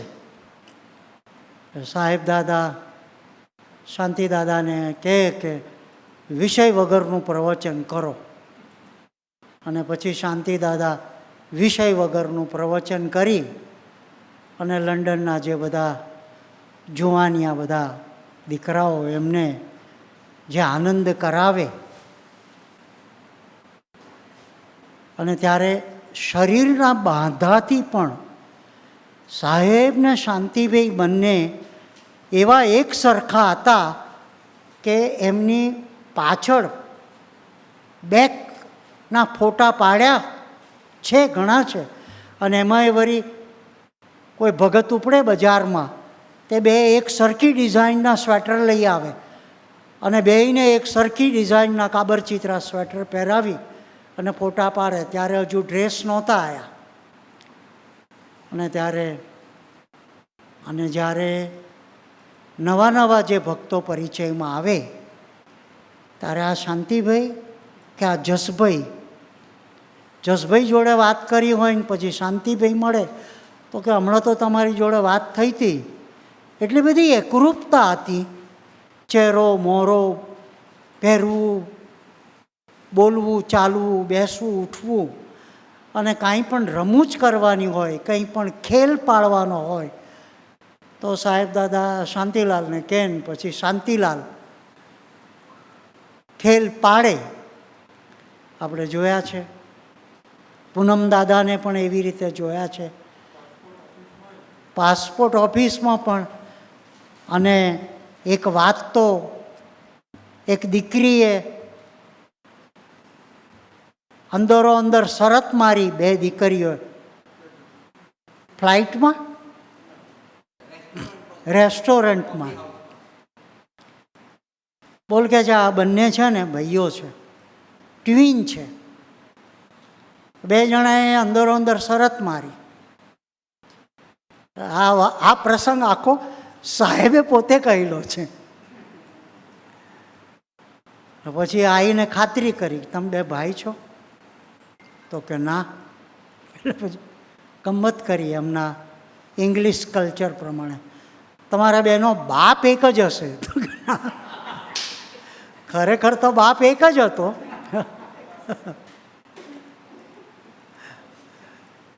કેટલી બધી સામ્યતા હશે. 1975-78ની વાત કરું છું, જે આ સખ્ય ભાવની જ્યારે અમને વાત કરી કે સખ્ય ભાવની વાત શાંતિલાલ એનો જવાબ આપશે.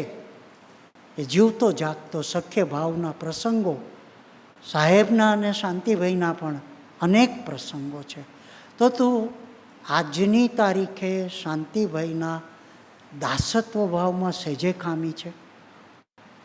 સાહેબ દાદાનો ઉપાસનામાંથી ફોન આવે, શાંતિદાદા એમની ઓફિસમાં ટેબલ ખુરશી પર બેસીને વાત કરતા હોય અને જ્યાં સાહેબનો ફોનનો અવાજ સાંભળે એટલે જાણે સાહેબ ઓફિસમાં સામે આવીને ઊભા રહ્યા હોય અને શાંતિલાલ ખુરશી પરથી ઊભા થઈ જાય એમ ફોન સહિત શાંતિલાલ ખુરશી પરથી ઊભા થઈ જાય.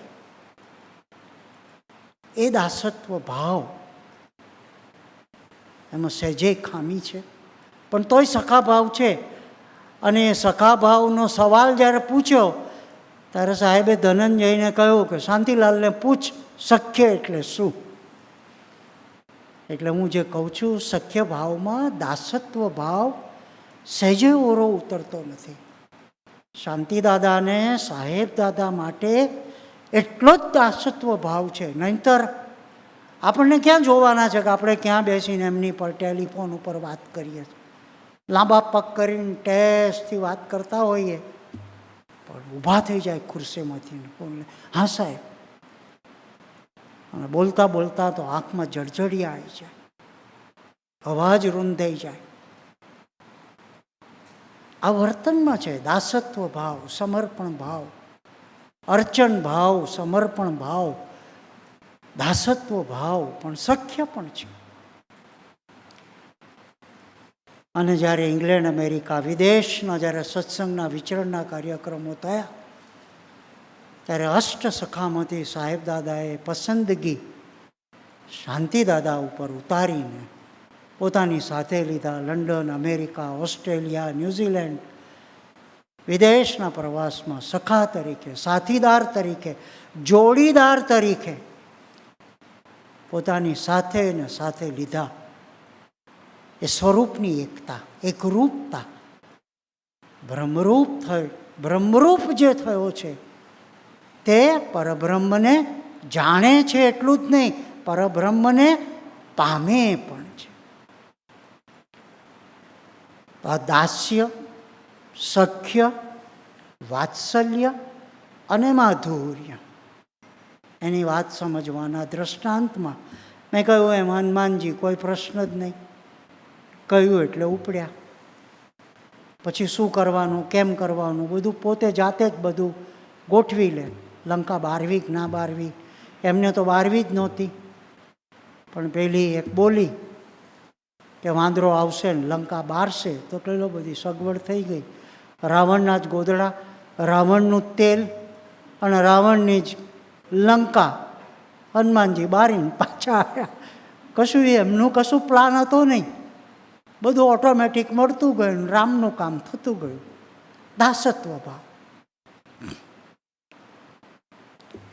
એના પછી સખ્ય ભાવ આપણે લઈએ તો મેં કહ્યું એમ અર્જુન સખા, એવા સખા કે ભગવાનને એમ કે મને તમારી બહેન બહુ ગમે છે. તમે વિચાર કરો, સુભદ્રા તમારી બહેન મને બહુ ગમી ગઈ. જોકે બધું આયોજન ભગવાન શ્રી કૃષ્ણનું જ હતું, સેવામાં એમને જ ગોઠવ્યા હતા.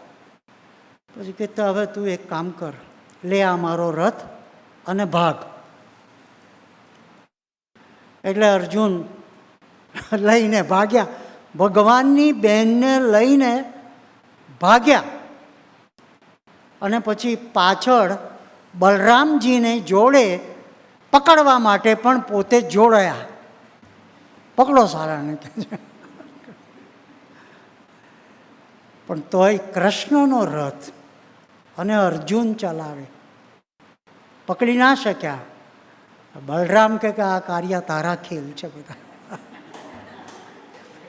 આ બધી વાતો આપણે જાણીએ છીએ, સમજીએ છીએ, પણ કેવો સખા ભાવ ઇન્સ્ટ્રુમેન્ટ તરીકે વાપરે છે. ભગવાન શ્રી કૃષ્ણ પણ યાદવોને પક્ષમાં લેવાના, દ્રૌપદીની સાથે લગ્ન કરાવીને દ્રુપદને પક્ષમાં લેવાના, અને એ રીતે આખો અર્જુનનો પક્ષ મજબૂત કરવાનો, કારણ કે આગળ બહુ મોટું ધર્મયુદ્ધ થવાનું છે. કેટલી બધી કૃષ્ણનું આયોજન છે પોતાના એક ભક્ત, પોતાના ભક્તની રક્ષા કરવા માટે, ધર્મની રક્ષા કરવા માટે. પણ આ ભગત એવો વારે વારે સંશય કરે અને વારે વારે પ્રશ્ન પૂછે, અને આખી ગીતા એ જ છે. ભગવાન ઉવાચ, પછી ભગવાન જવાબ આપે, અને ભગવાન એમ કહે છે કે તું મને પ્રિય છે અને માટે હું તને આ વાત કહું છું. ગીતામાં બહુ સુંદર એક શબ્દ પ્રયોગ છે, તું મને પ્રિય છે. જે સખો હોય ને, જે મિત્ર હોય ને, એમાં પ્રિયતાનો ભાવ જે છે એ વધતો જાય છે. ભાઈ કરતાં પણ ભાઈબંધ વધી જાય છે. અને ઘણી વખત પત્ની કરતાં પણ ભાઈબંધ વધી જાય છે. અને એ જ રીતે ભગવાન શ્રી કૃષ્ણએ ગીતામાં અર્જુનને કહ્યું છે કે તું મને પ્રિય છે, માટે હું તને આ વાત સમજાવું છું. એટલે વાલા, વાલો, વાલો શબ્દ પ્રયોગ જે થયો છે, જે કહ્યું કે સાહેબે અમે એમને શું પ્રેમ કર્યો, એમને અમને એટલો બધો પ્રેમ કર્યો, એટલો બધો પ્રેમ કર્યો. એટલે ત્યાં આ વાત આવે છે કે યોગી બાપાએ મને આ સાથીદારો આપ્યા, એ મને આટલા બધા પ્રિય છે, ભલે એ ગમે તેવા હોય, પણ મારે એમને મારી ભેગા રાખવા છે. રાખજો, રોકજો, રાખજો.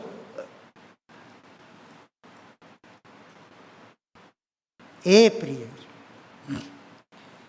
એ વાત એ છે સખ્ય ભાવ. એના પછી આવે છે વાત્સલ્ય ભાવ. એનો જીવતો જાગતો નમૂનો યશોદા મૈયા.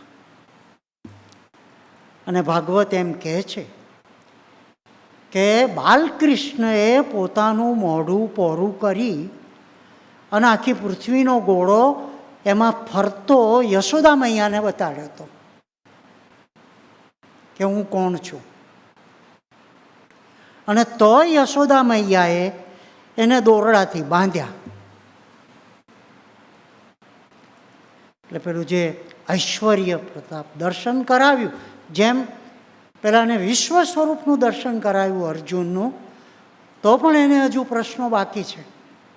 એમ યશોદા મૈયાને પણ મોળાની અંદર આખો પૃથ્વીનો ગોળો બતાડ્યો, આખી સૃષ્ટિ બતાડી બાલકૃષ્ણએ. પણ તોય યશોદા મૈયા તો માતૃભાવથી, વાત્સલ્ય ભાવથી કૃષ્ણને અનાજ ખાંડવાના લાકડાના ખાંડણિયા જોડે દહીં વલોવાના દોરડા વડે બાંધી દીધા. આપણને, મને, તમને, આપણને સૌને બાંધનારાને માં બાંધે છે ત્યારે પેલો પ્રભાવ ભૂલી ગયા, ઉછરી ગયા. ક્યાં એનું દીધેલું ખાઈએ છીએ એ ભાવ પણ ભૂલી ગયા. અને સોટી લઈને તું મારું સંતાડેલું દહીં ખાઈ ગયો એમ કરીને એને મારવા માટે પાછળ દોડ્યા. આવા બધા બાળકૃષ્ણના આપણે અનેક લીલાઓ જે વાંચી છે, સાંભળી છે, જાણી છે, તો ત્યાં આગળ આ પ્રેમની પરાકાષ્ઠા છે, પણ એમાં વાત્સલ્યનો ભાવ છે. સોનાબા આપણા વાસુભાઈને મારા રડ્યા એમ કે, અને વાસુદેવ આખું નામ નહીં, વાસ્યો એમ કરીને બોલાવે. એ શું છે? નડિયાદના દેસાઈનું અપમાન કરવાનો ભાવ નથી. મારો રડ્યો એમ કે, અને વાસ્યો વાસુદેવ, કેટલું વાત્સલ્ય, સોનાબાનું આવું વાત્સલ્ય. અને વાત્સલ્યમાં આપણે ભીના થયા છે. આ વાત નીકળી ત્યારે મારીન સાહેબની જામે, એટલે અમારા બેને પણ તો સોનાબા અમારા મધ્યસ્થી બને અને સમાધાન કરાવી આપે. વાત્સલ્ય ભાવ, સાહેબનું મહાત્મા એમને એ રીતે સિંચ્યું, વાત્સલ્ય ભાવથી સિંચ્યું. ડૉક્ટર જેવા ડૉક્ટરને મેણ કરી દીધા, ઓગાળી દીધા. બાના વાત્સલ્ય પ્રેમ એ પણ એક ભક્તિ છે. અને બાએ ખરેખર એમના સમયમાં યોગીજી મહારાજ પ્રત્યેની, કાકાજી પપ્પાજી પ્રત્યેની ભક્તિ અદા કરી આ રીતે વાત્સલ્ય ભાવથી. અને ચોથું છે માધુર્ય, જેનું શ્રેષ્ઠ દ્રષ્ટાંત છે વ્રજની ગોપીઓ. એનામાં માધુર્ય હતું. અને એના ઉપર વલ્ભાચાર્યજીએ મધુરાસ કષ્ટમ બનાવ્યું. તારું બધું જ મધુર. બહુ સુંદર એ અષ્ટક છે. મધુર અધરમ મધુરમ, અધર ઓષ્ટ, એટલા સુંદર. સંસ્કૃત ના આવડતું હોય તો પણ સમજાય એટલા સુંદર સહેલા શબ્દો વાપરીને ભગવાન શ્રી કૃષ્ણની મધુરતા, માધુર્યનું જે વર્ણન કર્યું છે મહાપ્રભુએ, એટલે એનું નામ જ મધુર અષ્ટક એવું આપવામાં આવ્યું છે. અખિલમ મધુરમ, તારું બધું જ અખિલ, આખો તું મધુર. જેને સ્વામિનારાયણ ભગવાને વચનામૃતમાં સાકરનું નાળિયેરનું દ્રષ્ટાંત આપ્યું. ઉપરના છોડા બી સાકરના, અંદરની કાચલી બી સાકરની, અંદરનું કોપરું બી સાકરનું, અને અંદરનું પાણી બી સાકરનું. સાકરનું નાળિયેર, એમાં કોઈ ત્યાગ ભાગ છે જ નહીં. આખું અસ્તિત્વ જ મધુર છે. એટલે એનું બોલવું, ચાલવું, બેસવું, ઉઠવું, કાનું બધું જ મધુર છે. એટલે દિવ્ય છે. મને ગમે છે એટલે દિવ્ય છે. મધુર છે ને મધુર છે એટલે ગમે છે, અને ગમે છે એટલે દિવ્ય છે. ના ગમતું હોય તો ખોટને ખામી દેખાય છે, ગમે છે તો ખોટને ખામી દેખાતી જ નથી. જે છે એનો સમગ્રતાથી સ્વીકાર છે. અને સાહેબે આપણા બધાનો સમગ્રતાથી સ્વીકાર કર્યો છે. જેવો છે તેવો, જે છે તે સમગ્રતાથી સ્વીકાર છે. એટલે હવે સવાલ એ થાય છે કે આપણા માટે એ મધુરમ છે કે એમના માટે આપણે મધુરમ છીએ? અખિલમ મધુરમ, તુંય દિવ્ય ને હુંય દિવ્ય, સગડું દિવ્ય. મનુષ્ય ભાવ આવે છે ત્યારે જ દિવ્યતા ખંડિત થાય છે. મનુષ્ય ભાવ ના આવે ને એટલે યોગી બાપાએ કીધું કે મનુષ્ય ભાવ ને દિવ્ય ભાવ એક થઈ જાય તો સત્સંગનું સાચું સુખ આવે. એટલે આ મધુર ભાવ જે છે એ ગોપીઓનો ભાવ છે. ગોપીઓ અભણ હતી, ગાંડી હતી, પ્રેમની ઘેલી હતી, ઘર સંસારમાં રહેતી હતી. પણ કૃષ્ણ સંસ્કૃત શબ્દ છે, અને કૃષ્ણનો એક અર્થ છે આકર્ષણ કરનાર, ખેંચનાર. અને એટલે કૃષ્ણએ સૌને પોતાની અંદર ખેંચી લીધા. ભગવાનનું જે સ્વરૂપ છે તે આપણને એનામાં ખેંચી લે. સ્વામિનારાયણ ભગવાને એક વચનામૃતમાં એક દ્રષ્ટાંત આપ્યું છે, ચમકનો પહાણ. દરિયામાં વહાણ જતું હોય અને ચમકનો પહાણ એની નજીક જો જાય તો જે લાકડામાં જડેલા જે બધા ખીલા છે લોખંડના, એ પેલો પહાડ જે છે એ બધા ખીલા ખેંચી લે તો બધા વહાણના ખપાટિયા છૂટા પડી જાય.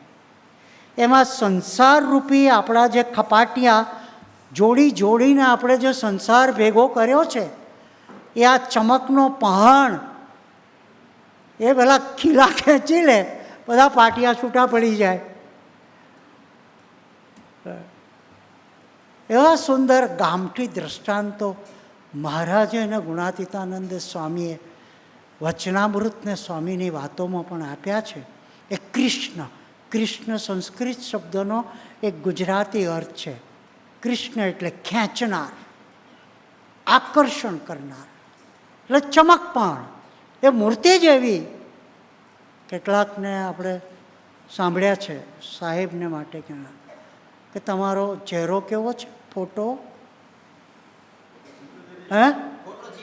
ફોટોજીનિક ચહેરો છે તમારો. ફોટોગ્રાફર પણ ખુશ થાય અને એવું કહેવું ના પડે કે જરા હસજો. અશ્વિનભાઈનો ફોટો પડે ત્યારે કહેવું પડે. ફોટોજેનિક એટલે ગમે તે એંગલથી, ગમે ત્યારે, ગમે તે અવસ્થામાં તમારો ફોટો પાડે સરસ જ આવે. સરસ જ આવે એટલે આપણને જોવો ગમે એ માધુર્ય.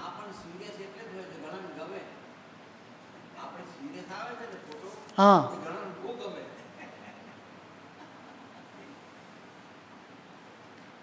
ગોપીઓની વાત આવે ત્યારે સખ્ય ભાવમાં પણ ગોપીઓએ બંને વસ્તુ કરી, સંયોગ અને પછી જીવનભરનો વિયોગ. માધુર્ય, ગોપીઓ માટે માધુર્ય એટલે કહેવામાં આવે છે એને જ્યાં સુધી કૃષ્ણ સ્વદેહ સાથે હતા ત્યાં સુધી સંપૂર્ણતાથી સંયોગ કર્યો અને પછી જીવનભરનો વિયોગ સહન કર્યો. અને વિયોગની અંદર પણ જે પ્રેમ હતો એ અદ્ભુત હતો. અને આપણે ગુરુહરિ સાહેબ દાદા અને યોગીજી મહારાજનો સંબંધમાં પણ જે આ માધુર્ય જોઈએ તો જ્યાં સુધી દેહનો સંયોગ હતો ત્યાં સુધી સંપૂર્ણતાથી સંયોગ અને પછી વિયોગ. પણ વિયોગની અંદર પણ જે સતત સાનિધ્ય અને એકરૂપતા. ગોપીઓએ જે કહ્યું, કયા કૃષ્ણની વાત કરો એમ યોગી બાપાને કોઈ એમ કે, જસુભાઈને કોઈ એમ કે યોગી બાપા આમ કહેતા હતા તો જસુભાઈ એવું બોલ્યા નથી કે કયા યોગી બાપાની વાત કરે છે. પણ સંયોગ અને વિયોગ બંનેની અવસ્થાનો જેના જીવનકાળની અંદર એને સંપૂર્ણ અનુભવ કર્યો. સાથે હતા ત્યારે પણ એ જ સંપૂર્ણતાથી. અને જ્યારે એવા સંજોગો થયા કે નિકટ પણ ન જવાય, દર્શન પણ ન થાય અને પછી તો બાપાએ 66થી 71 5 વર્ષ પછી બ્રહ્મલીન થયા, દેહની લીલા સંકેલી લીધી. પણ જ્યાં જ્યાં એ બ્રહ્મનું તત્વ, આપણે એમ કહીએ કે ગોપીઓએ એમ કહ્યું કે આ યમુનાના જળમાં કૃષ્ણ છે, આ કદમના વૃક્ષમાં કૃષ્ણ છે, આ દહીંના માટલામાં કૃષ્ણ છે. એમ જે એમને ઉદ્ધવજીને કૃષ્ણ બતાડ્યા એમ ગુરુહરિ સાહેબ દાદાએ કાકાજીમાં યોગી બાપા છે, પપ્પાજીમાં યોગી બાપા છે, સોનાબામાં યોગી બાપા છે, હરિપ્રસાદ સ્વામીમાં યોગી બાપા છે, મુકુંદ જીવન દાસજીમાં પણ યોગી બાપા છે. એવું દર્શન જસુભાઈએ આપણને કરાયું. આ અદ્ભુતતા છે. સંયોગ પણ અદ્ભુત અને વિયોગની અવસ્થા, જેને આપણે વિયોગ કહીએ છીએ, એટલે કે દેહથી છૂટા પડવાનો ભાવ. પણ ગોપીઓ એનું શ્રેષ્ઠ દ્રષ્ટાંત છે, એનું શું દ્રષ્ટાંત છે કે ભગવાનને જ્યારે અક્રૂરજી લેવા માટે આવ્યા ને રથ જોડ્યો, સ્વામિનારાયણ ભગવાને વચનામૃતની અંદર એનો ઉલ્લેખ કર્યો છે. ત્યારે ગોપીઓ રસ્તો રોકીને ઊભી રહે છે ને ત્યારે ભગવાનની આંખમાં આંખ મળે છે ને ત્યારે જુએ છે કે ભગવાનની, તમે જુઓ આજે સખ્ય અને એના પછીનું જે માધુર્ય એ કેટલી હદે આત્મસાત કર્યું છે. યોગી બાપાના શબ્દોમાં કૃષ્ણ ભગવાને હોંકારા પડકારા નહીં કર્યા કે બધા આગા ખસો, મને જવા દો, મારે જવાનું છે, મારે હજુ ઘણા કામ કરો, કાંઈ બોલ્યા નહીં. ચાર આંખ એક થઈ, ગોપીઓ મરજી સમજી માર્ગ દીધો અને ભગવાનનો રથ ચાલ્યો. આ વાત સ્વામિનારાયણ ભગવાને દ્રષ્ટાંત અને આપણને સૌને કેવી ભક્તિ ભગવાનના સ્વરૂપને વિશે કરવી, એ જ સખ્ય ભાવ, એ જ ભાવ યોગી બાપાની મરજીનો પ્રસંગ ગોરધનદાસના કહેવાથી આણંદ મંદિરે સાહેબ યોગી બાપાની પ્રાતઃ પૂજામાં દર્શન કરવા માટે ગયા. ને બાપાએ તિલક ચાંદલો કરતાં કરતાં જે દ્રષ્ટિ કરી અને કહ્યું કે આજ્ઞા પાલન કરો, એ જ દર્શન છે. અને તે દિવસથી જસુભાઈ સાહેબના જીવનના આ પ્રસંગો શાસ્ત્રની દૃષ્ટિએ પણ આ બધા જે પાત્રો છે શાસ્ત્રોના, એની સાથે સરખાવીએ તો આંખથી આંખ મળીને બાપાની શું રુચિ છે, એ શેમાં રાજી છે અને શું જીવવું એ જ સુજાડતા ગયા છે. એ સંબંધનું માધુર્ય કેવું! તરત જ ઊભા થઈને બહાર નીકળી ગયા ને તે દીની ઘડી આ જ દિવસ પર એમના સ્વમુખે આ પ્રસંગો આપણે સાંભળ્યા. આપણે સદભાગી છીએ કે એમને એમના ગુરુ સાથેના આવા અધ્યાત્મ પ્રસંગો આપણને કયા. આપણા માટે એનું એ ભાગવત છે, જીવતું જાગતું ભાગવત છે. જેમ આઠવલે દાદાએ યોગીજી મહારાજને જીવતું જાગતું ભાગવત કીધું, એમ આપણા માટે ગુરુહરિ સાહેબ દાદા એ સ્વયં પોતે જ જીવતું જાગતું ભાગવત છે. એના જીવનની આ બધી વાતો કરીએ એ જ ભાગવતની કથા છે. અને પ્રેમે યુક્ત સાંભળીએ તો એ મોક્ષની ગતિ છે. પછી શું ભાગવત કેવડાવવાનું, કોની પાસે કથા કર. આ જ કથા કરવા જેવી છે અને આ જ કરણ. સ્મરણ કરતાં વિસ્મરણમાં, જેને પ્રેમમાં ઝૂરવું, જોડિયા પારેવાની વાત છે, પ્રેમમાં ઝૂરવું. અને સાહેબ દાદા પ્રેમમાં શું ઝૂર્યા છે એ આપણને ખબર છે. અને આજે પણ એ કેટલાક હિન્દી મૂવીના ગીતો જ્યારે ગાઈ સંભળાવે ત્યારે યોગી બાપાના પ્રેમનો જે ઝૂરવું, વિરહ અને યોગી બાપાની જે સ્મૃતિ એ અદ્ભુત રીતે આપણને કરાવે છે. તો દાસત્વ ભક્તિમાં ભગવાન મારા માલિક છે ને હું એમનો સેવક છું, પણ સખ્ય ભક્તિમાં અરસપરસ પ્રેમ અને અધિકાર છે. હું પ્રભુનો, પ્રભુ મારા.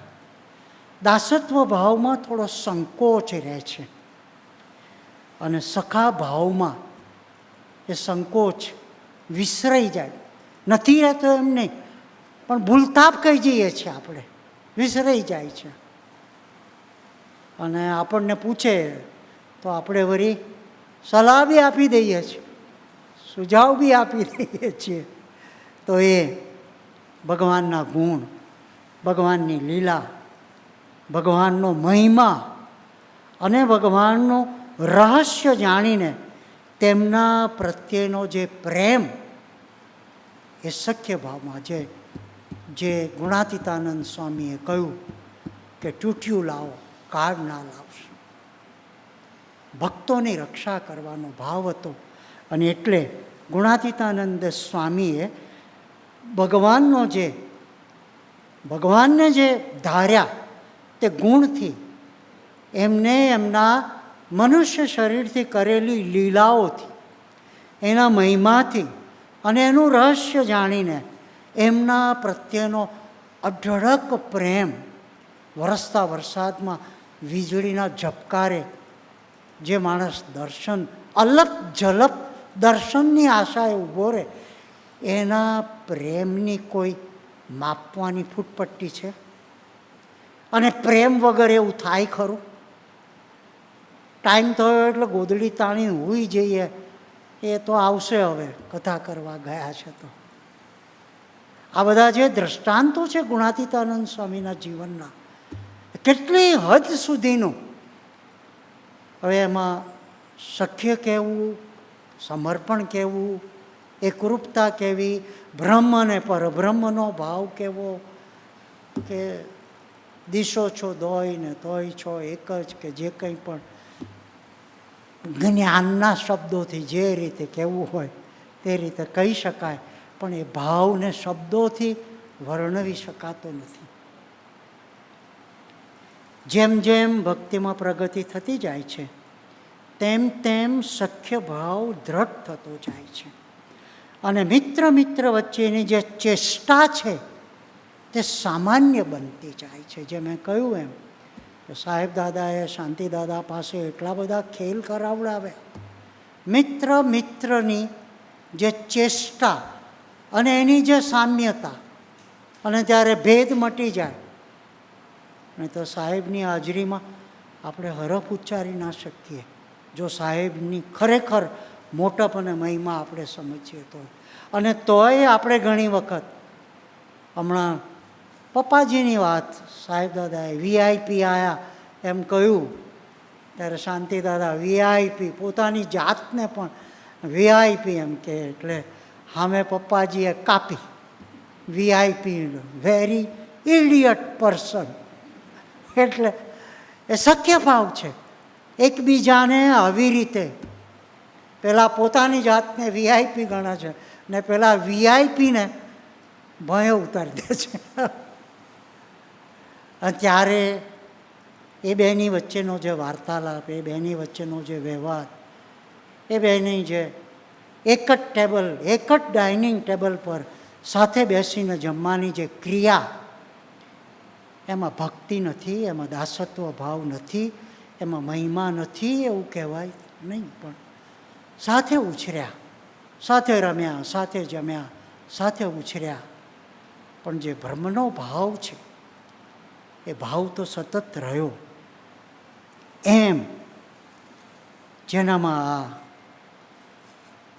કેટલીક વાતો કરીએ. હવે હું તો એક મીરા અને એક રાધાનું ભજન બી લઈ આવ્યો હતો, એના શબ્દો બી લઈ આવ્યો હતો, એક મીરા એક રાધા. પણ આ શક્ય ભાવ જે છે એ ખરેખર ગુરુહરિ સાહેબ દાદાએ જે વ્યાખ્યા કરી છે, ભગવાનની અનન્ય કૃપાથી. એટલે ભગવાને સૌથી પહેલામાં પહેલું કીધું કે અમે કૃપા સાધ્ય છીએ. તમારા કોઈ સાધન એવા નથી કે જે અમને પહોંચે. એટલે ભગવાનની અનન્ય કૃપાથી, ભગવાનના પ્રગટ સ્વરૂપ પ્રતિ પરમ પ્રિય મિત્ર ભાવે થઈ જતું, કરવું ના પડે, થઈ જતું. અને મેં કહ્યું અર્ચન ભક્તિ, દાસત્વ ભક્તિ જ્યારે પાકી થાય ત્યારે આ થઈ જાય છે. ત્યાં સુધી મુકાવવું પડે, છોડાવવું પડે. આ તો થઈ જતું પરમ પ્રિય મિત્ર ભાવે થઈ જતું પ્રેમ સભર સમર્પણ, એ શ્રેષ્ઠ સખ્ય ભક્તિ છે. આનાથી બીજે શું વ્યાખ્યા થઈ શકે? ગુરુહરિ સાહેબ દાદાએ સખ્ય ભક્તિની ખૂબ સુંદર વ્યાખ્યા કરી છે. એમાં આપણું પાનિયું પડે એમ છે નહીં. અમારે તો અમે તમારા તમે અમારા, અમે થોડુંક તમારું રાખશું, તમે થોડુંક અમારું રાખજો, એટલે આપણું ગાડું નભે જશે. સહજાનંદ સ્વામી મહારાજની જય.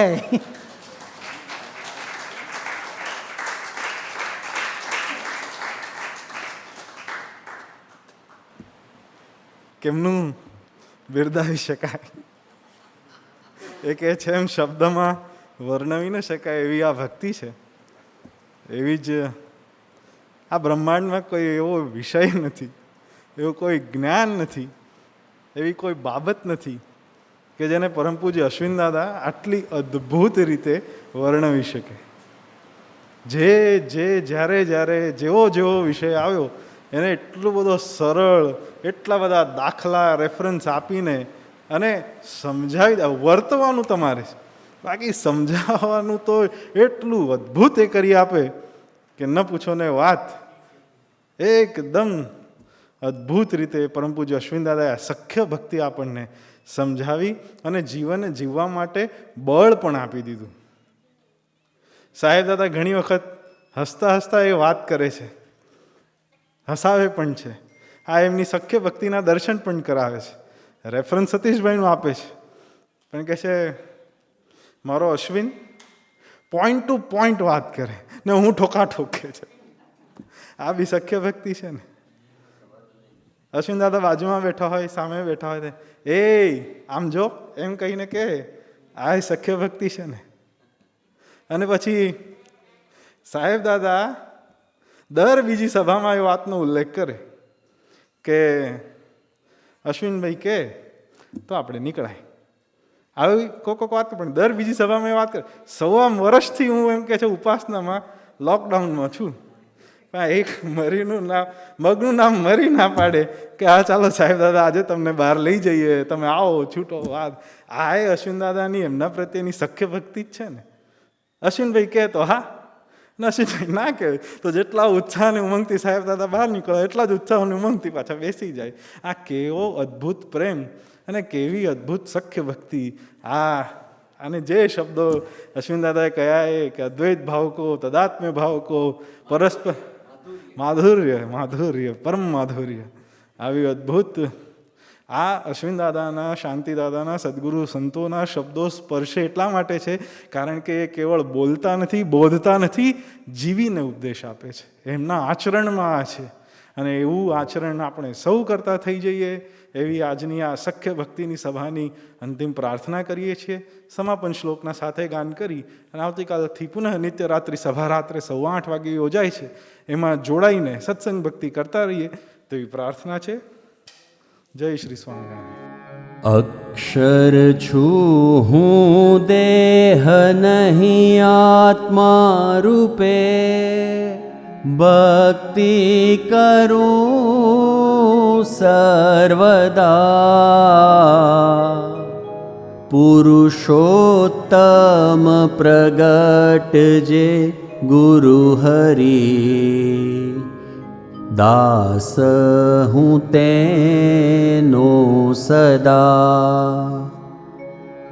છે સંબંધી પ્રભુ તણા સર્વજે, નિર્દોષ દિવ્ય સદા.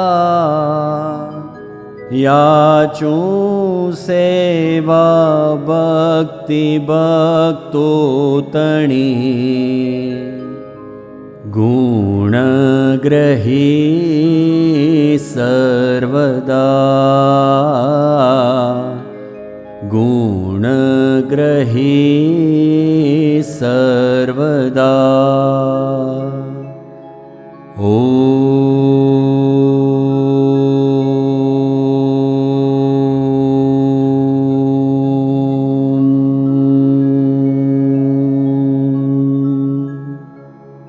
જય શ્રી સ્વામિનારાયણ.